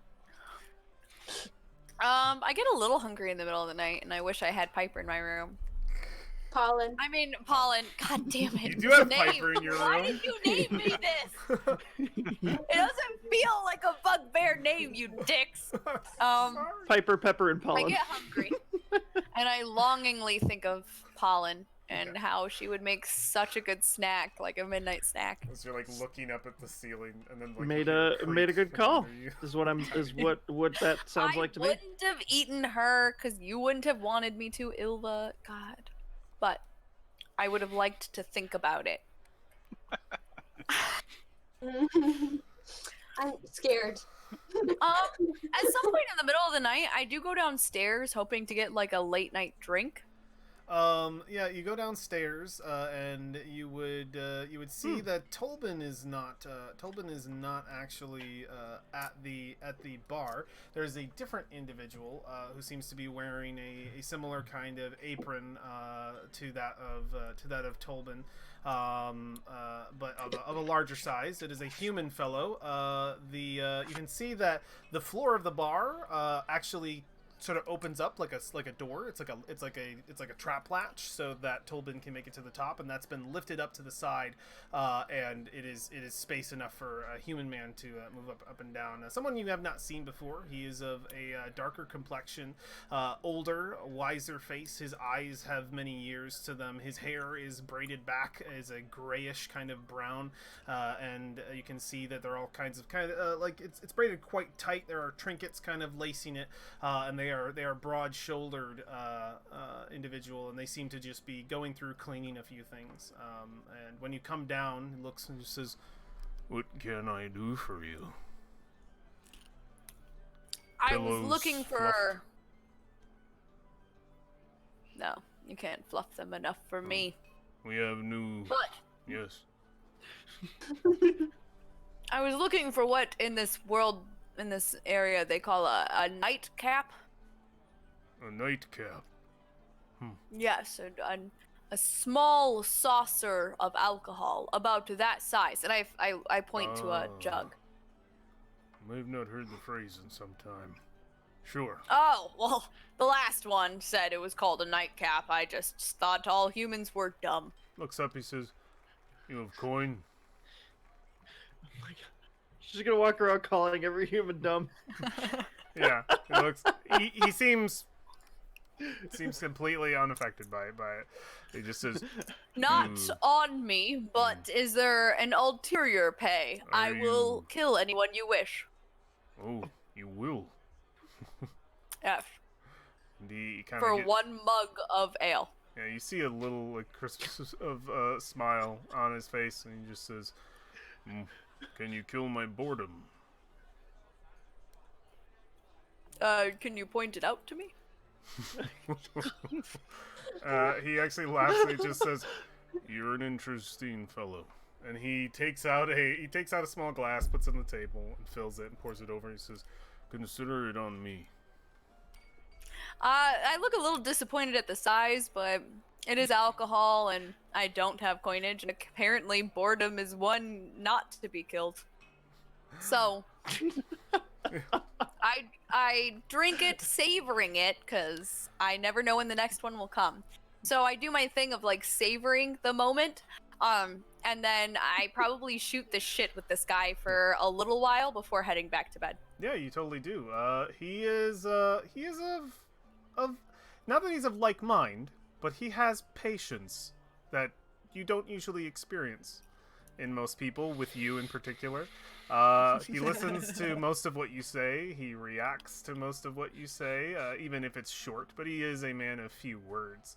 Good, Yeah. because I'm a man of many. Names are never My God. exchanged. Names are never exchanged. He never asks for yours. I don't know. I don't believe you asked for his, unless you think you do. And No, names are irrelevant. He might die tomorrow. I don't care. and by the time you retire, he seems to be wrapping up, and by morning he's gone. Huh. I I find he is a human go ahead. I will miss. Yeah. Kalik, you were the only one who didn't detail anything. You don't have to if you don't want to, but I want to give you the opportunity for your night. Sure. He walks into his regular old inn room. We would see him close the door and then begin to ritualistically explore every corner, every inch of the room, lifting up mattresses, looking for something he does not find. And he then folds all of his clothes neatly into a pile on top of the dresser and sets a silver locket that has been worn to a dull sheen from many years of him just fingering it next to his bed, and then he goes to sleep. Okay. Perfect. The night shifts into day. We see a bit of a sped up camera moment as the sun begins to rise up. We see people. It's sort of a shot from outside of Stonehill Inn as we see it go from dark to the orange of morning to the light of midday as people start to move around quickly. We see them as it finally slows down. We are in the next morning. Where are you guys at this fine day? Where are you heading? What are you doing? I'm a late riser, so So we leave without Piper. I will. I will wake up with the sun as we will always do, and I will just pray to the morning, to life, and to being able to live another day, and for my beautiful companion still somehow sleeping over there, or maybe not. I'm not sure. It's really scary how they can still be sitting, and just like wishing upon us all the happiness in the world and just pure life and domain. Yes. And you can hear life coming through the floorboards below as the inn seems to be filling up with its breakfast crowd. Yerva, Yerva. Hmm. Good morning. Yes. Did you Yes, it sleep is. at all? Did you? Are you okay? I feel so bad for taking over your bed. Yesterday was hard. It was. It feels still like it really didn't happen, but it did. But here we are, breathing. I'm glad you're safe. Oh, me too. I'm glad I'm safe. Just kind of And- stand and- up and like find the ceiling a little too quick. Okay, we should. Let's go downstairs and eat. Oh well, I don't know if we can eat. Let's go downstairs and meet with the others. Yes. Yes, we have a busy morning. Oh yes. Are you fighting? I cannot remember what happened the last few parts of the night. I think you're going to be dueling. Yes.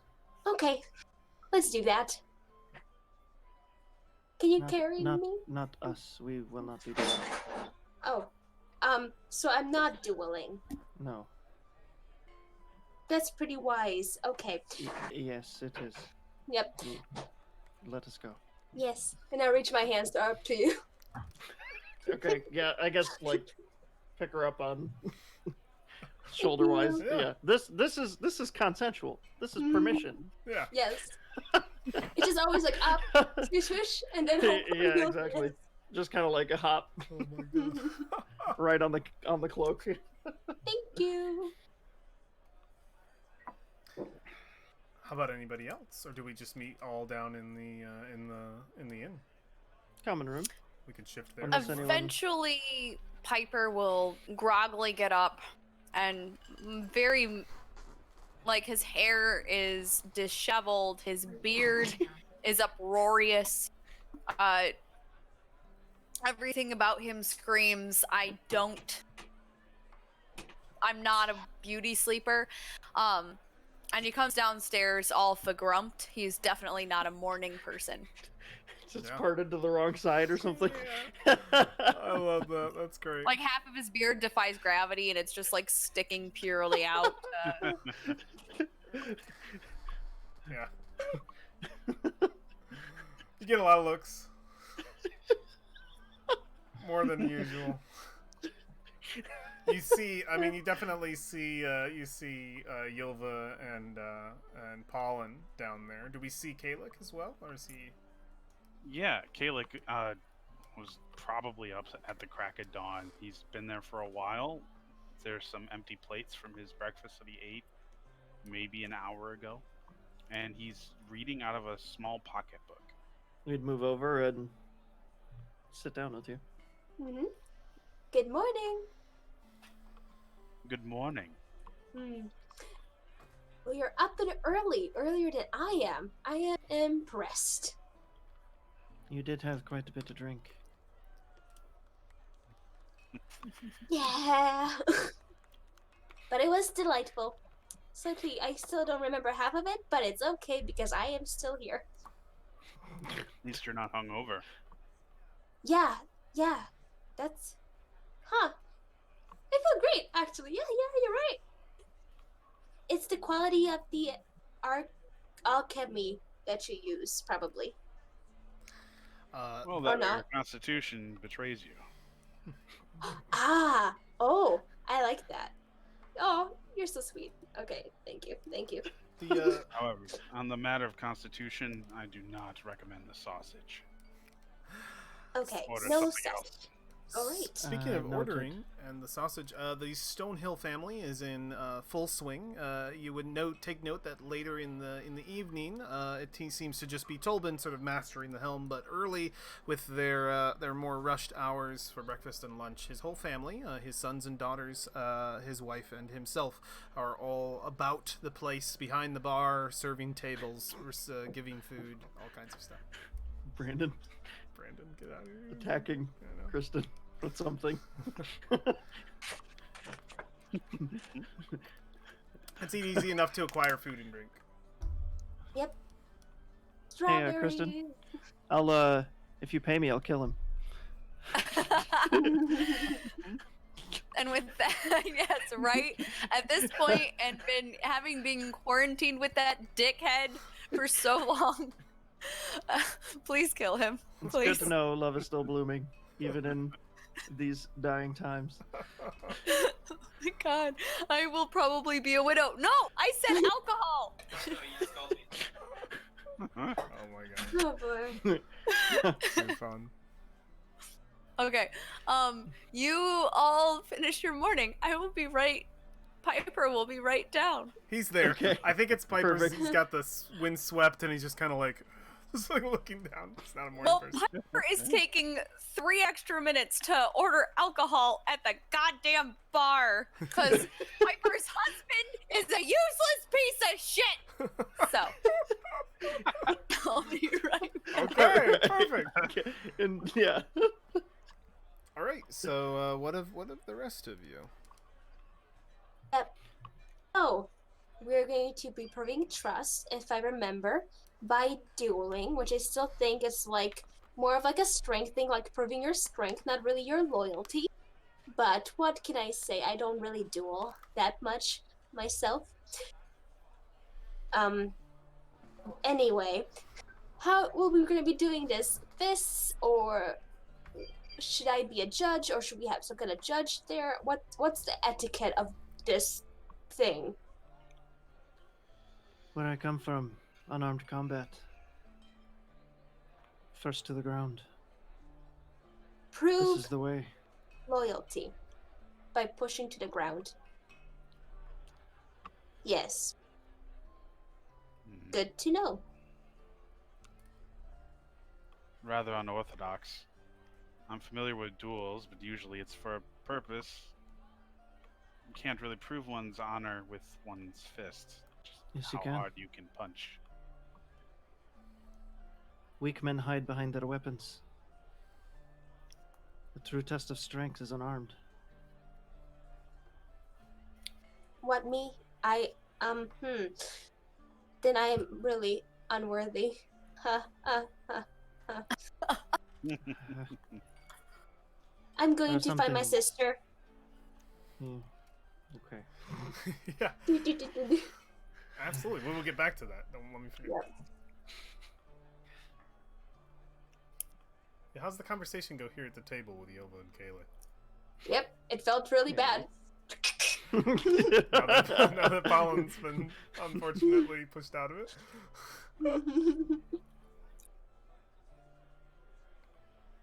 To just stare each other down.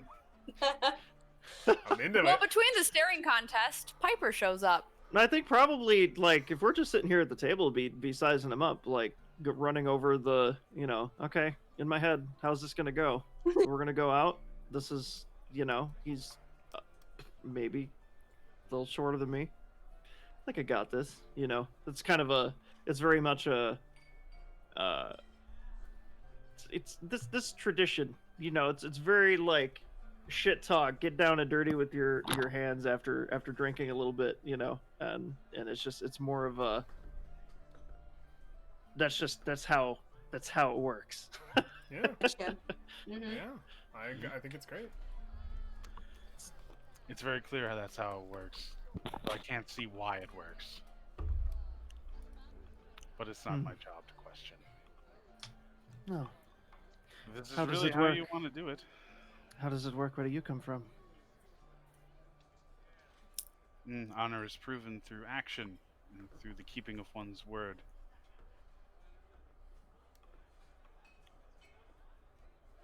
I keep my word. I will punch you in the face. Oh! There's that Ilva. Oh, you're awake. Good morning. I was in a terrible mood, and then I heard about punching in the face. Yes, you're next. Actually, never mind. You might like it. No, you know me so well. For the purposes of time, do we want to shift to this duel scene? Do we go right to it, or do you guys want to kind of lead into it? I'm totally I mean, cool going. I'm right down unless over- Kyle has some more flavor or anything. Right over to it. I'm ready for flavor. I just want to. I want to see if that's comfortable. Doesn't need to be like a full-fledged combat. Maybe like best of 3 strength Oh, contest don't or worry. something. It's not going to be a full-fledged combat. Oh, I mean, it could be. I'd love that. I don't want. It's if it's PvP, it's skill checks. So, Yeah. This is truly the only way. I'll do it to sate your warped view of what honor is. This is the way. This is Yes, what do you mean by warped? Yes, it is your way. My way being different, but to be completely ignored. Your way being pathetic. That's what all the people say who can't hold their run. so the It's true. the three of you stand up to leave Stonehill Inn after coming to an accordance on what the morning's events will be. As you leave, our camera shifts over to our dear friend Pollen as she rattles at the door of a room that she was informed her sister would be at. The door would open, and you would see the lively face of your sister, rosy cheeks. She would embrace you and just say, "Oh, Pollen, I'm so glad you came up here." And as she sort of holds you close, she says, "I'm actually going soon, only for a little while. We got a new mission."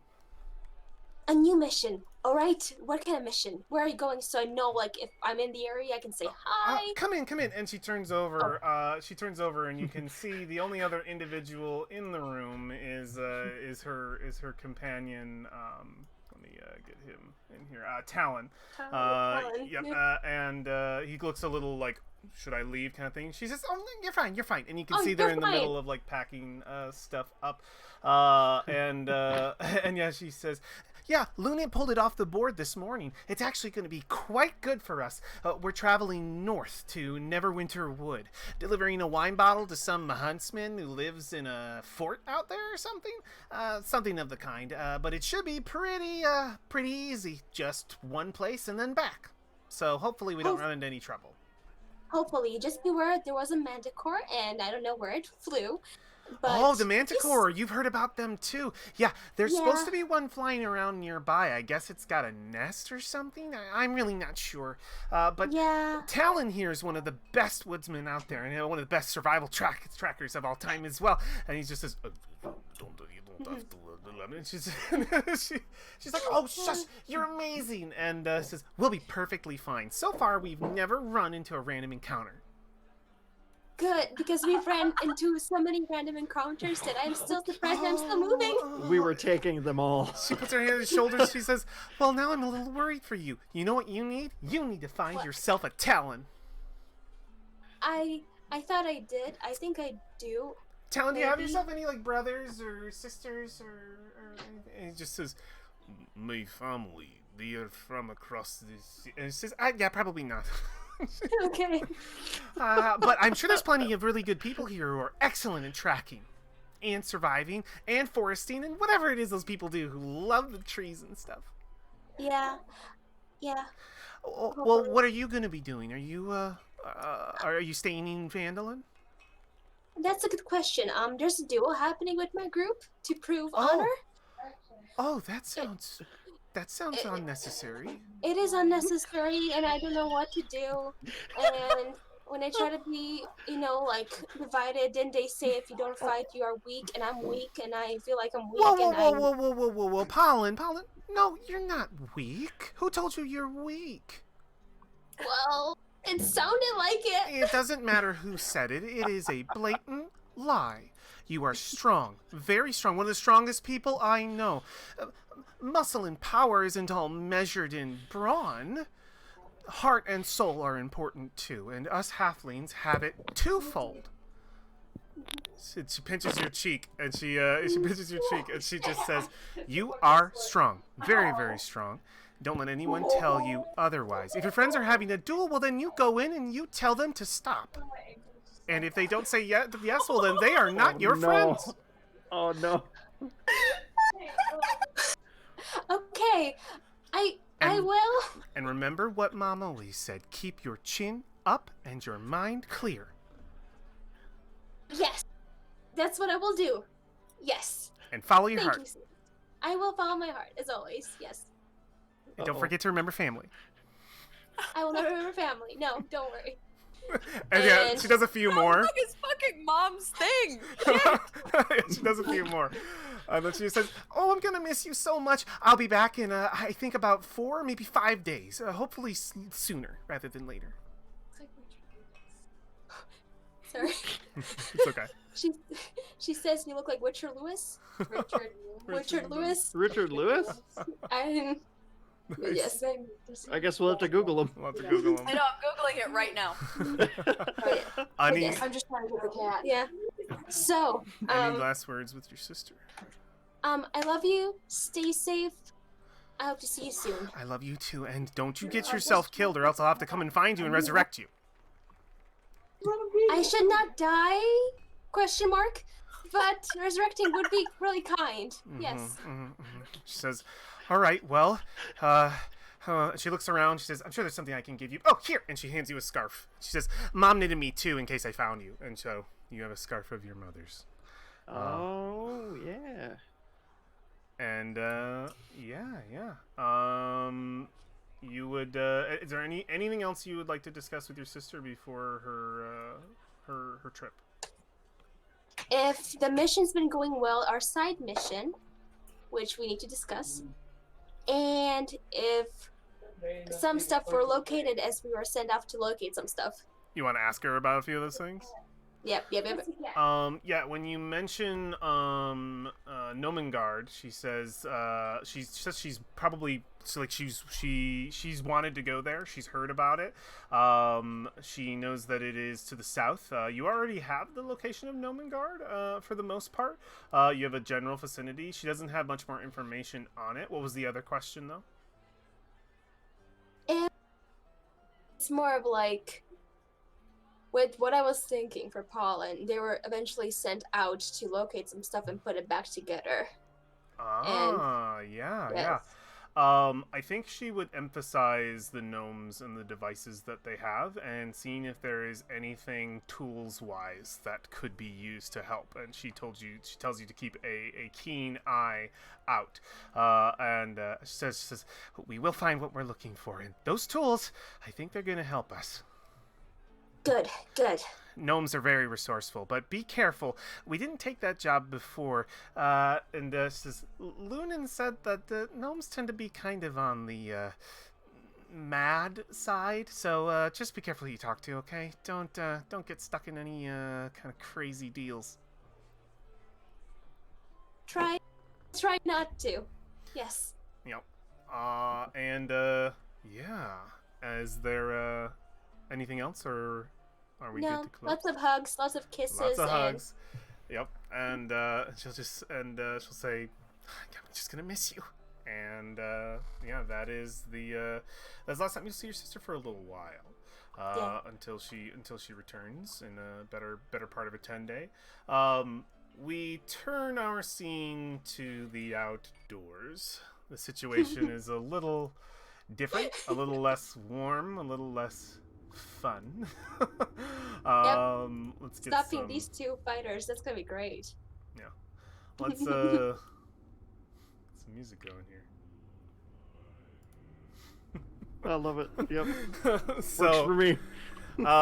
you have easily pointed out probably the best place for you to fight in town without being disturbed by people or disturbing people would be the town green itself. It is located, let me see, because it is on a different layer.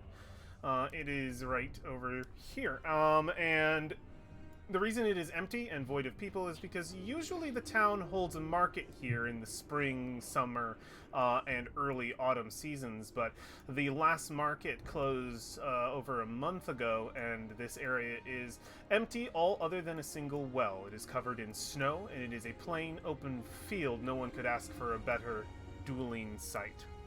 And I'm going to actually do a little bit of a chiller vibe. I don't know. I liked it. You did?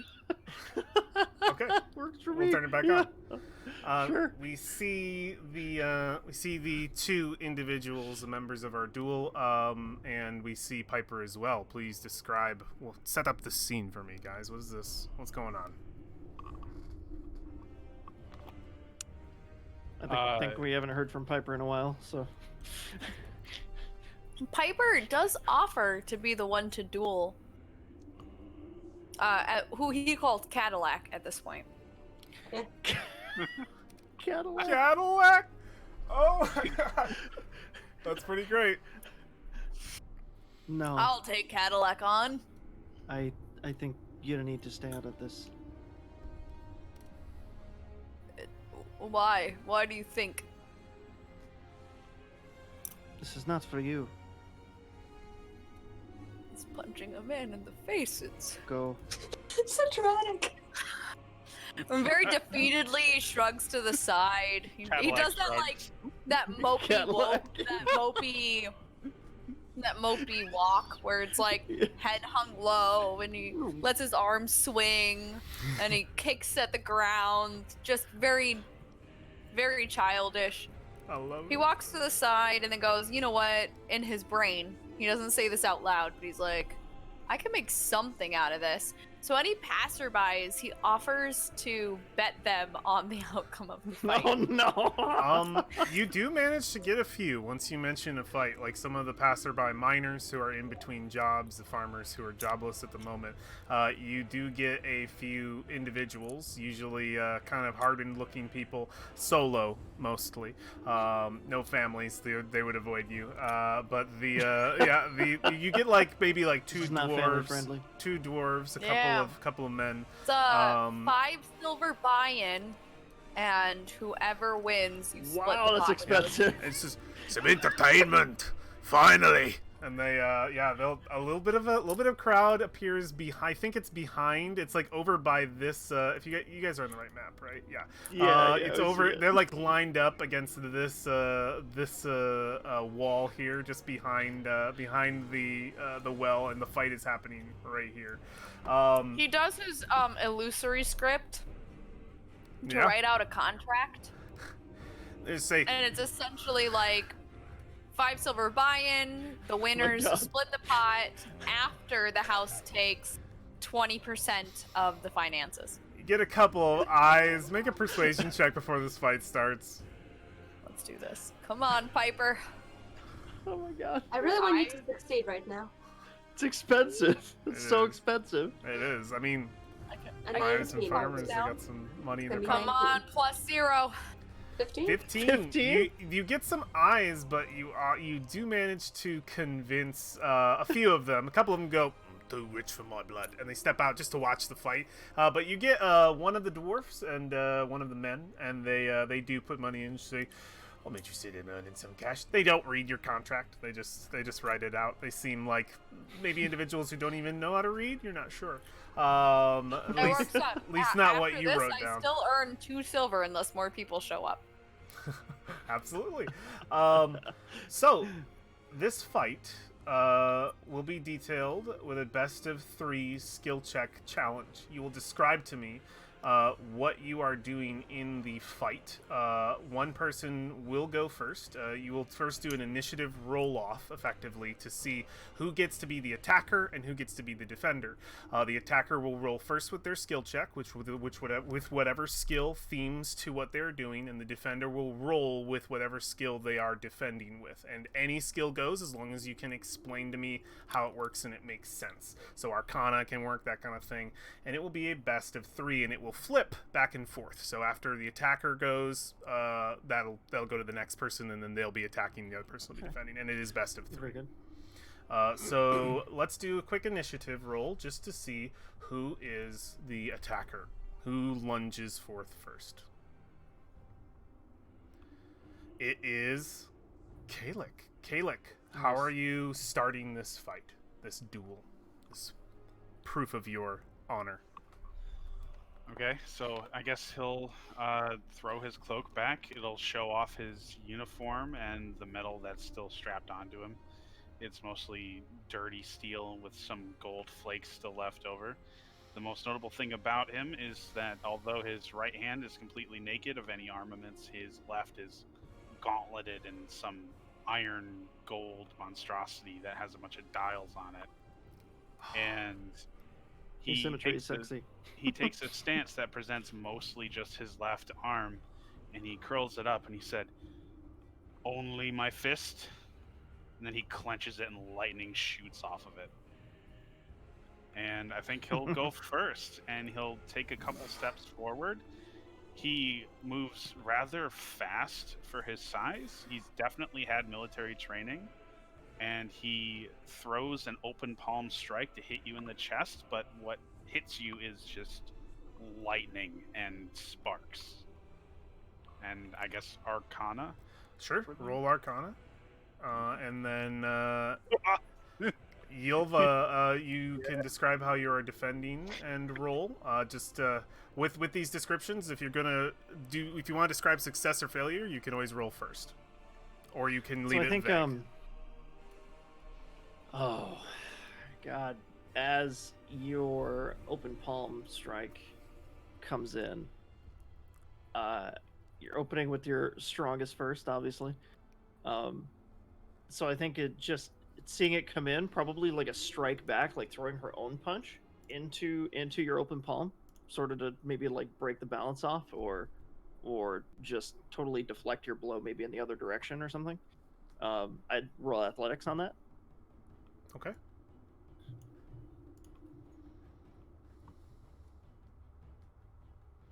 Well, Yeah, you are able to win this first contest. How do you describe the deflection, the His stopper? open palm comes in, and she goes like this, and it moves like really fast. You kind of see like the shock wave as the electricity just goes off.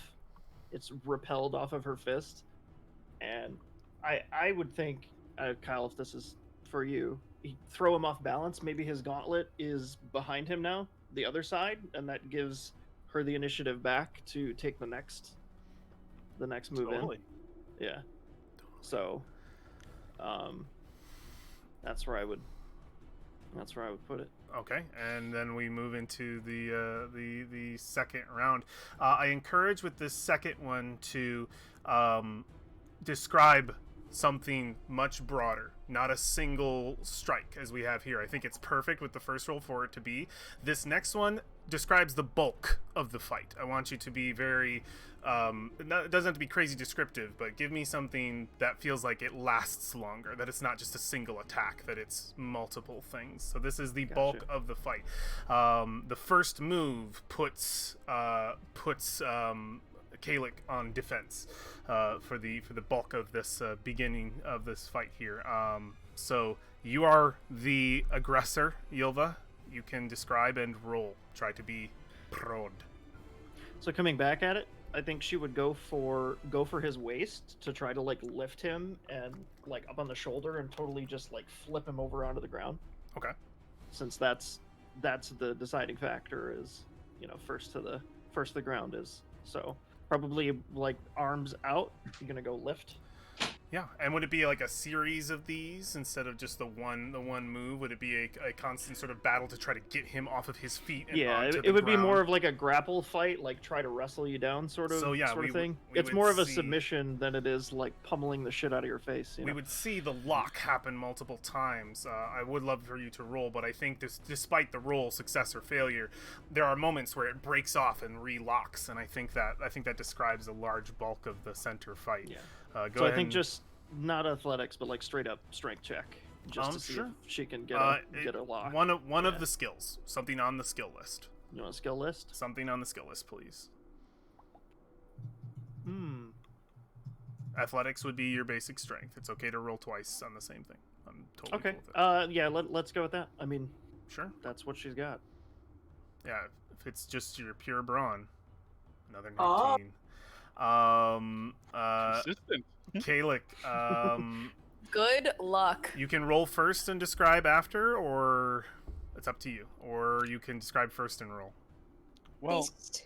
I hate to describe something cool and then roll a 2 and then That's how have I- That is why it's best with these to roll first and see what happens. So let's see.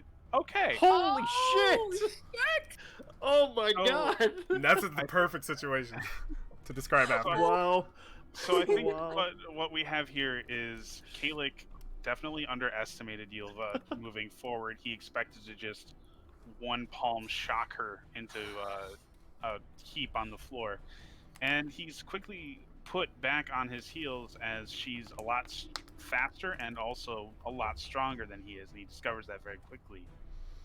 He spends a lot of time trying to maneuver so that she can't just grab his waist and easily throw him on the ground. So he spends a good amount of effort making sure that his arm is between him and her.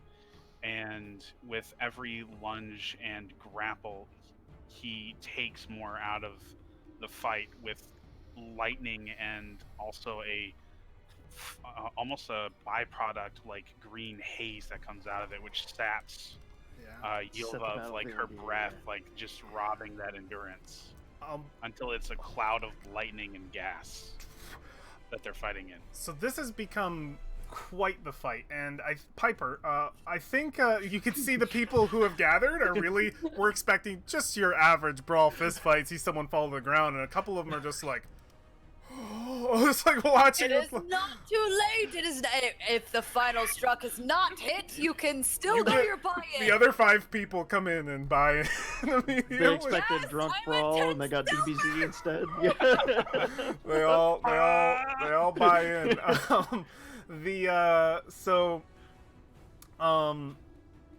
The final round, we've seen the beginning of the fight, the Neck and neck. first initiation. We see the center as Kalik is able to hold his own against Yilva even after she put him on the back foot. We watch this fight as it tears back and forth, leaning side to side. We see the exhaustion, the breath in your mouth, easily visible within the cold, frigid air. The fight is ready to conclude, and the people and you can feel it. The next moves will be the last moves of this fight. But before they happen, Pollen, you arrive to see your friends Oh no.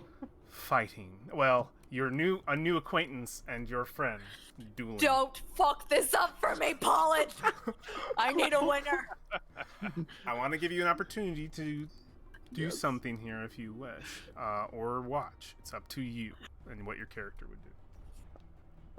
Helen will finally squeeze in through all of the people and then decide just to go around because she cannot do that. That's a hazard to her life. Mhm. And she will go and she will see these two powerful, like her favorite Goliath against this human who's also fighting really well. Like she is still surprised that she was able to make it while they're still fighting. And then she's like, okay, they're really okay. If I would try to do something, I might get hurt in the process, and then she will feel bad, and then I will feel bad. And you just see her like back and forth, and then listening to her sister, she will be like, maybe this is. I'm here to heal. I'm here to heal, and I will not In the stop background, until here. Piper calls out to you, being like, come to the pot. You can help me collect. Oh my god. It's just so And sleazy. you, uh, yeah, you see that the fight is attracting a few more people. They're not buying in, but it's a couple. The people who are getting attracted are some of the other heroes and adventurers. They are seeing literally what everybody in town knows they are. They are the adventurers type. They're the mercenary type. Everybody here has kind of a unique combat talent. So this is kind of a showing of fangs. It doesn't always happen. So there are some onlookers that are eyeing you guys up as competition kind of thing. So you are being watched by at least 2 or 3 people who take mercenary jobs in town. who are This just watching isn't from a distance. library. so You need to Buy in if you want to watch. You're ignored, and Damn it. as it's an open field area, and they would kind of look maybe for a moment, but watch on. But you can tell it's just sort of like, how strong are they, kind of thing. Like, let's see. And I was gonna stop them, but then while seeing that everybody's enjoying, I don't want to be another cause of unhappiness, so I'm gonna let this happen. Okay. Good. Don't That's be a development. cause of unhappiness again. That's God. development. My good rolls aren't gonna last that Oh, long. No. Come on. All right, Kalik, you find the opportunity to be on the attack. You see an opening for you to put Yilva on the back foot. You are the attacker in this situation. Pick your skill and describe. gonna wait till I see the roll. Okay. Oh my god. Damn.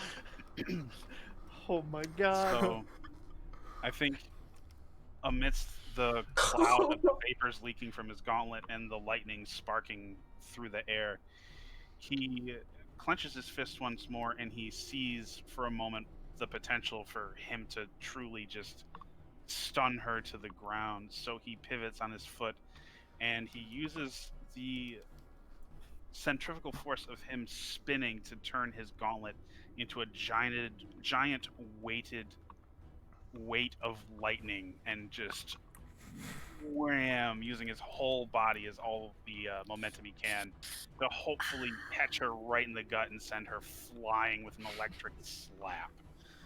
And yeah, we'll see what happens. Yilva, Oh. you see this come at you. You can roll and describe, or describe and roll. It's up to you. Let's roll first. Okay.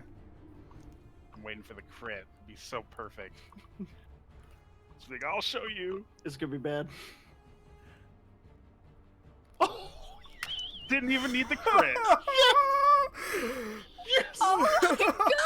Oh my god! So as he is bringing this force of lightning around, I think just the build up to it, just kind of seeing the flourish, the spin, the telegraph, you can kind of see it coming.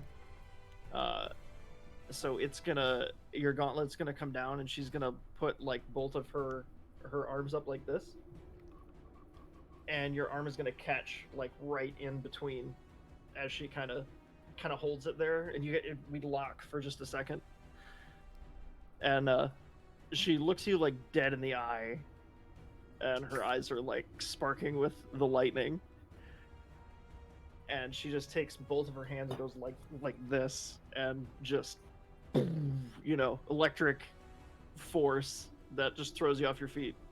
Yep. Back at least 10 or 15 feet. Yeah, This is the finishing move, so he would fall. Yeah, he slams onto his back like he did through the window. His arms completely flailed to the side, poof, into the snow. Now I wonder what that horse rolled earlier as well. The horse, the donkey, yeah, that kicked him through the window. Yeah. As you land on the ground, there is barely a moment of silence before the people who are here, especially the ones who bet. There's a lot of yeah, and a lot of oh, and there's coming from where that crowd is. The heroes who were watching, the mercenaries, much like you, kind of watch. There's no sort of applause or anything, and they turn and leave. Some of them looking a little surprised, some of them looking like I knew it kind of thing, and then they turn away. The commoners cheer for a momentary amount of time, and I would love to detail what happens between you two, this moment of defeat and victory. After he comes to a stop and everyone kind of dies down, Yilva would walk to you and extend a hand to stand you up. Yeah, he'll take it with his right hand, and he says, "Well, not bad for fighting out of my element." You fight with honor. Sure. It just seems like fighting to me. In the awkward silence, Piper runs up holding Silver after he's been doing his collecting, and he goes, "So do we get to kill him now?" No, there will be no killing. He's coming with us. But the duel and if all She- I needed was for you to throw me into a snowbank, we could have just skipped all the fluff. Gives you a No! nod. No, just, can do just like this a nod, again. like you did good. We did it. Yeah, we're all set. We're done here.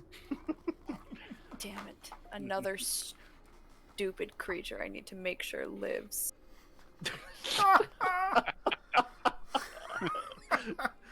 Oh, it's so good. That would be preferable. Thank you for that. It'd be preferable.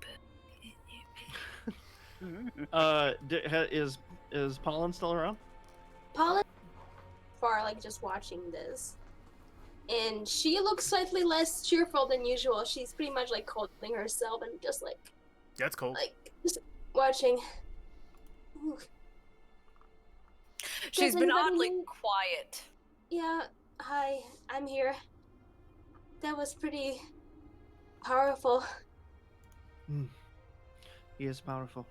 He's coming with us. Yay.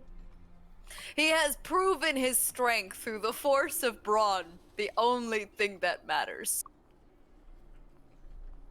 I think he walks up to crap. What was it? Piper? All the names should That's be in me. roll 20. They're all That's me. Piper's the Piper. bugbear. Pollen. Ah, Both- damn they're it. both peas. Get you and Both your are her fancy fault, wise too, out by of the here. way. Both are her Your fault. She decided my stupid ass name. I Pipe did. here. Pipe here. Papier. Like paper, but papier. But I wanted to make it more fancy. He's on his way back to the inn, but he'll approach you first. He saw you having that moment of thinking about interjecting, and he sees you kind of holding yourself. It's just cold outside. He takes out that jug that he had before, and you see him twist it very quickly and then hands it to you as he's walking away. And you feel it's warm to the touch, and there's steam coming out of the top of it. And he gave you a warm cup of tea. Thank you. She smiles, sniffs it, and just like, okay. And just follows quietly. All right. We see the classic scene of our characters gathered in the town square of Phandalin. The world is at their fingertips as we see all of you. We get a very nice portrait shot of our four individuals. So good. We still have some time. We'll close at 10:30, so we have 20 minutes. But it's up to you guys where and what you want to do from here. You have a quest in the pocket. There is a quest board nearby, and you will watch as an individual steps out. Probably just looks to be some sort of nonchalant farmer with a piece of paper stepping out of the sealed and locked door normally, and it locks and seals behind him quite quickly, of the townmaster's hall. This man steps out of the townmaster's hall. He's got a piece of paper in his hand and a hammer and nails, and then another individual steps out, and you see Iverna, the woman who harassed you the other night. And as she comes out, she puts her hat on and begins to walk back to the Stonehill Inn. The man nails a post to the job board and goes about his daily business. If Inavera sees any of you, she will cock a smile, a cocky smile, and she will walk to the Stonehill Inn. Knew it. Bitch. I will give a cocky smile back. No, not cocky. I will give a overly hubristic, kind of dumb smile back. One where the bottom jaw juts out further than any other part of my face. Oh, that's great. That's great. And yeah, she will retire to the inn. Suppose we have some talking to do before we continue. Yeah, we do. Should we check what she posted? Just is it the body mission? Because we know that she's not dead.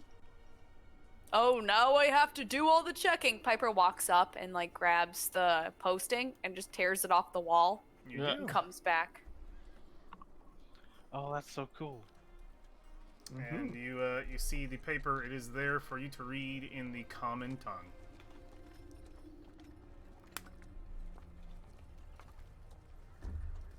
Bergwin has been taken from us by a wild manticore. Oh no.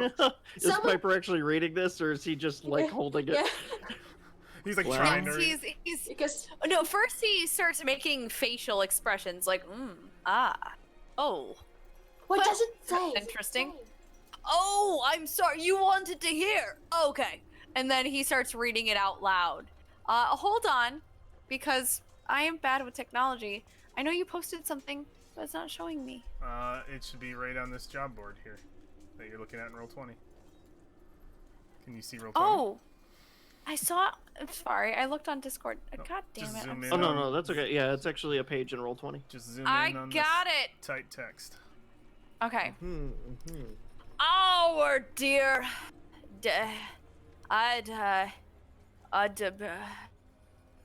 Your human names are stupid. And Adabra Guano has been taken from us by a vile manticore. Someone must track down the beast and save her before she is devoured. Or worse. Oh, they even gave dots so you could consider the implications in your mind. If her fate was sealed, then take vengeance on the monster and bring back what you can, that we may put her to rest in her home. Once she was returned to us, visit Townmaster Harbin Wester to claim a reward of 75 gold pieces. He then crumples the thingy and tosses it over his shoulder because he's like, it sucks to be her. I'm gonna catch it Yep. Yeah, Out of that's the midair. crumple. and start to unfurl it. I feel like you're also standing in front of me, so your catch went right behind my head, like a Yeah. very impressive. Exactly. Oh my Well, I god. suppose we don't need to tell him she's missing. Well, we know. I mean, we know she's dead, so. No, she's not dead. She made a deal to save our lives. A manticore took her away. The deal was death. No, potions maybe? Like He manticores needed don't- her for something. Yeah. To eat later, because humans are delicious. I How will. do you know? I will say there is a. Well, back little- in my childhood. There's a little yes. skull. There's a little skull at the bottom of this. A little skull head illustration at the bottom of this quest. This is the fun little mechanical. I know it's like a video game. This is to let you guys know that this is a quest outside of your current level. It's up to you if you want to go after it, but it is one that has the Let's do potential it. to destroy you. Last time we tried it, I know it was manticore. Welcome destruction. And remember, And quests preying are how on we good level. If you don't remember, Yeah. quests are how we level. Well, We'll level up well. maybe you can still finish the one and I pull out the Nomengrad quest that I took from last time. Like, they still need convincing and, like, warning about what's happening. And I have some business there. So we can... I'd rather kill the manticore. We that tried that once. It did Yeah. not go well. So we try again. I didn't know you were one to give up. Not giving up, just being smart. Sure. At least I'm the one who can read. There's giving up and then being stupid. Could just slay whatever you come across along the way. Maybe you'll be stronger when you meet the beast next. I think we Well, should I go guess with the that other. is- I- So Nomengrad is it? Yes, no, maybe? Gaelic? I look to Ylva.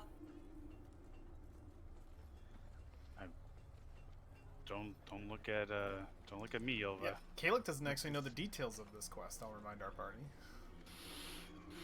Kalik, mean- didn't you want us to do something for you? We could help Well, you.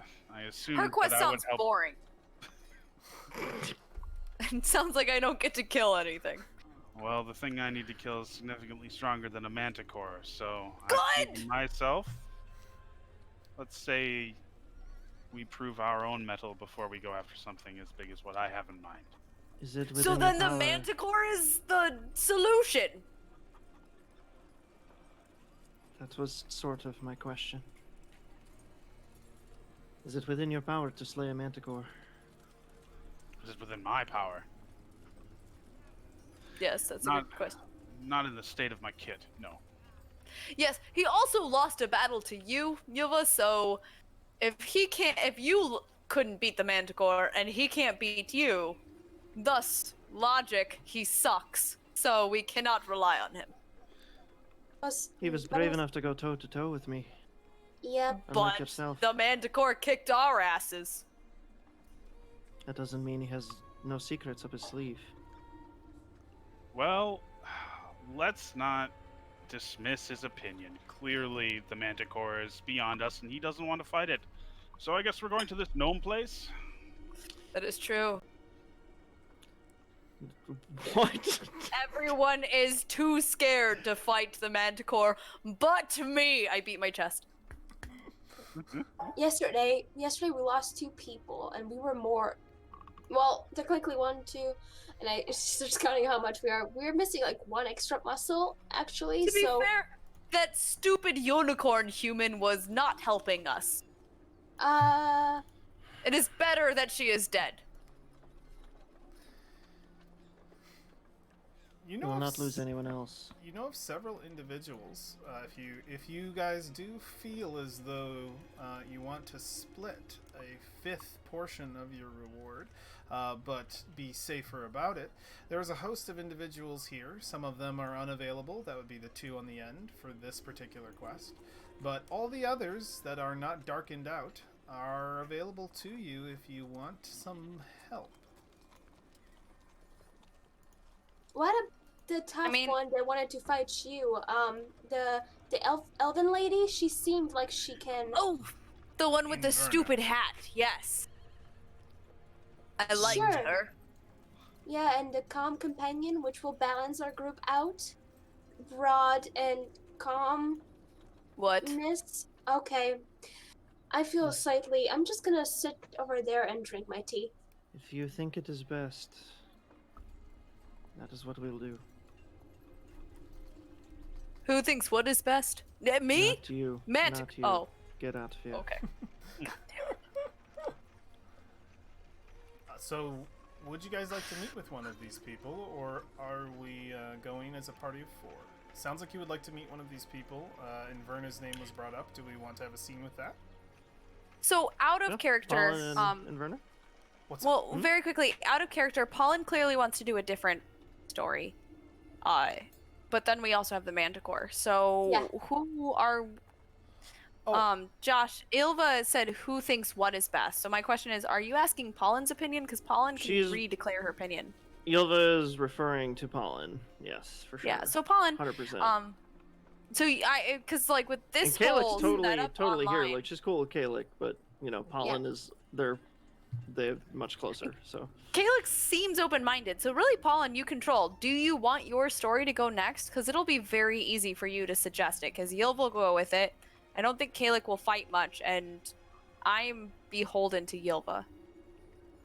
I think Yes, I think that because of what happened, she thinks she's always like taking and trying to suggest everything, and she feels like maybe she is not really helping the party. So she's gonna do what she feels like the majority is saying, to go after the Manticore, and also she still feels guilty that they were not able to save the lady before. So, Okay. if we're going to go to the Manticore, we should get more broadness. So, let's go talk to the elven lady and the other person. Yes, Hmm. but if we are close to Nomengrad, that would be lovely too. So, if nobody will be angry at me, I would like to go to Nomengrad first because it's likely like a pressure thing. Find it, go there. So, let's go to Nomengrad, if that's okay. Of course. Okay. Is the Manticore at Novigrad? He might be. Might be. Well, then that should be where we start. Do you want to take a extra? Do you want to take a companion with you to Nomengrad? No, I believe if I told you Nomengrad, It's Nomengard. It's Nomengard. Yeah. I apologize. It's cute that it's coming out wrong, though. okay. Navarrengrad. The if you want to take a companion, you can. What do you? Or you can go just the 4 of you to Nomengard. What do you think? Yulva, leave it up to Pollen. Yeah, for sure. Paulin, you're about to be the tiniest leader of our 'Cause group. I know you Yeah, described... Yulva is not totally into... I know you said Enerva just now, but you said for the Manticore, so I apologize if I'm asking this question multiple times, but I just need to know. Yep. Oh, if we're going to the Manticore, not the Manticore, No, my God. not Nomengard, Navingrad. so Names Wano. are irrelevant. I think we should maybe bring more people. Yes. What are you thinking? The tough lady elf and her companion. Who? Shanjin. As you say who, our scene shifts right over to the inn itself, and we see you at a table, standing up, and sitting down at the table, you see Shanjon and Enerva. And let's actually do the Stonehill Inn here. Cool. Turn off the idle here and the weather. Perfect. Yeah, sitting at the table, and as you describe imagine it's Pollen who's like first forward describing what you guys want. She'll look and she'll say, as she just finishes putting like a way too much egg and bacon in her mouth and like chewing it like very and then just shoving the fork into the table, putting a big mark in it. She'll say, So, what you're telling me is, that you're looking for some help. Now, yesterday, this one almost tried to kick my ass, though I would have happily kicked hers. So, I'm a little confused why you're coming to me first. It looks over to let me get his name here. Shanjin. She says, Now, this guy, I can see you going for him. You don't have no beef with him, but I haven't really figured you out yet. Are we friends or enemies or what the fuck? Has he been here the entire time? Yep. Okay. Shanjin, he puts a paper down that he's reading his glasses, and he just fixes them and puts you're it like back a... up. You're like a little fly. You just appear. He doesn't respond. Well, our group has personality like you do. Oh, Strong, yeah, you do. And, yep. And then Shinjin, I hope I'm pronouncing that right. He is calm, and I feel slightly on a similar wavelength with this one. Kayla, it's a good. I'm debating, but overall, I think last time we refused her help and we lost 2 companions, and I don't want to lose anybody else. Yep. So, if it's so kind to ask you to join us on our Well, quest.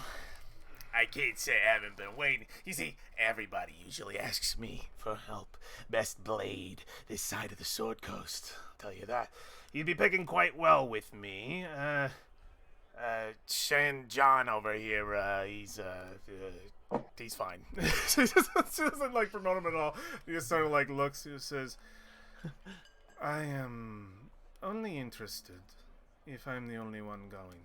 And he puts it up and she says, Hey, well, same here. I don't want to split things 6 ways. 5's the most I'll ever go. And yeah, he probably thinks the same shit. So, one of us would definitely be, I think, willing and ready. But my question before you decide, why are you going to the gnome place and not dealing with the manticore job I literally just set up for us? I know, right? Like, they act like little scared babies when it comes to a tiny manticore. As she says that, Shanjan puts his paper down again on the table and he folds his glasses to take the conversation more seriously. Because it's suicide. And he says, I would happily accompany you to Nomengard. I have dealt with their king one time before, and I do speak the language. He's just Gonna lean into Pollen. Yes. I like that one more. Me too. She says, Whoa, listen, I can speak. What is it, goblin? I do speak up. I do speak goblin. And I don't even need the dumb one. she And by immediately dumb one, I switches to gestured goblin. Shanjin. She immediately switches to Goblin and starts talking with you guys because she doesn't get enough chance to talk in Goblin. What And- the hell? And, my God. I laugh periodically because she's hilarious. Yeah. And yeah, you have a nice light conversation. You can tell she's not incredibly fluent, so like a lot of words come out really like the way she just says, "I would like buy a horse, please." Thank I laugh because that Thank sounds you. stupid, and humans are stupid, and elves are humans in my brain. So Yeah. Okay. So it's just kind of like a fun thing. But she switched bats. She just See, I'm very resourceful. Where was bathroom? where was bathroom? Yeah, she's got tourist gobbling down.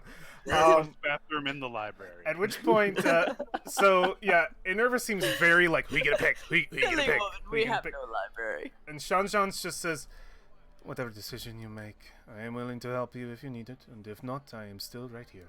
And and the character I'm screen pretty comes up sure with the we two do not characters. need your help, I say to Ah. him. And then I turn back to talk to more goblin to the other one. I like him. I agree. Who I- wants to? Okay. Is it three? Three for Sean? I want Chunjin, yeah.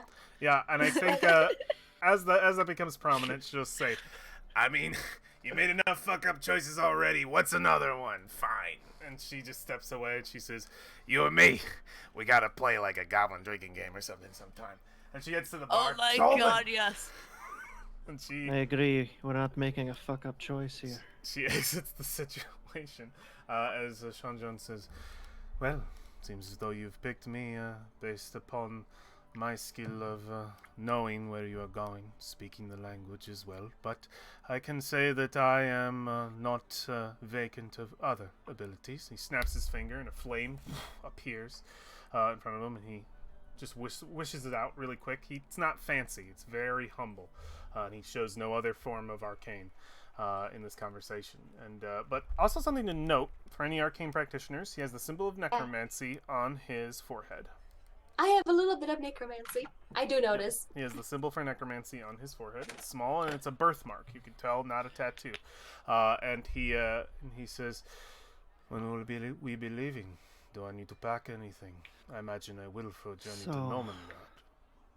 How strong are your fists? Says, Oh my god. "I unfortunately have only practiced in some forms of martial arts to protect myself, but I would not pit my weight against one as you. I believe we are on a Tends different not class." to work out Well, apparently that's the way to get into our group, so... Says, "My mind is quite sharp, though, if that is something that you would need." Yes, that's lovely. That's gonna be a little bit like a balance, which is needed right now. The Okay, party like it's like the Yilva. chosen Sanjan. Yay! Would you say I have to Caleb? love him up, actually. Kalik just sarcastically turns his head with raised eyebrows to Yilva and goes, "So when's his duel at dawn?" Oh, shit! Called out! I heard about your little back and forth. It is apparently something rumor-worthy. Yes, it was. It was. Gaelic will be traveling with us for an extended period of time. And I am a temporary worker. Yes. I understand. I There will, is no need to cross fists with you. as long as I get a fair cut, I have no problem. If you turn on us, I will kill you. If you try to kill me, I will run away. Who are we killing today? I'm so excited. Oh, I'm sorry. I'll go back to my drinking game. So Oh anyway. my he finishes his drink, his Yeah. tea, and he is ready to go. And I think our last scene of the episode is our party exiting Phandalin, the town at their back, the wind at their face, and an adventure before them. Thank you for playing D&D with me. Yeah. Yeah, it was fun. Oh, So my good. goodness. Oh, I'm excited for more. Me Yes. too. This is so Yes, much yes, yes, fun. yes. I love this group so Yeah. much. It's really cool. Thanks for the invitation, guys. Hell This is yeah. great. Good Yeah, yeah, yeah. times. We I will. wanted to, yeah. What's up? Sorry. No, go ahead. Now I wanted to ask if you draw your character, because like I see the tablet and I see the character on your screen, Kyle, and I Oh, want to know if I forgot that was open. did you draw it? Yeah. I tried to sketch them up before the session. Heck yeah, I find it It's really amazing. impressive. Yes. It's got a very Roy Mustang look to it. I love it. Oh my god! Now you I going- can't unsee it. You going for Full Metal, the alchemy, and the? Oh no! I was gonna So say that's good. that's Oh, yeah, perfect. I'm I sure picked that's up on it great. like right away. Show it one more time to the thing before I turn it off. I love you can see the whole gauntlet too. You've got like the pauldron over there. All right, I'm gonna close the video. Thank you to those who joined us over on YouTube. Super appreciate it, guys, and I hope you're liking the Yeah. campaign. We got actually something to mention. Our first episode of this got over 120 views, and our second one almost I think 50. So this is a very popular campaign, and I got really? 2 requests to bring it back. Literally this Oh. week, and I got to respond to both saying that we would be coming back, and they were like, "Yay!" So people want to see this this session and this That's adventure great. in That's particular. amazing. Yeah, That's cool. the Makes me adventure. happy. Yeah, this is a very fun one. I think we have a really good time with it. The adventure itself is also very popular. People want to run this adventure too, so I think it's a combination of that, and we're getting a couple people watching, which is fun.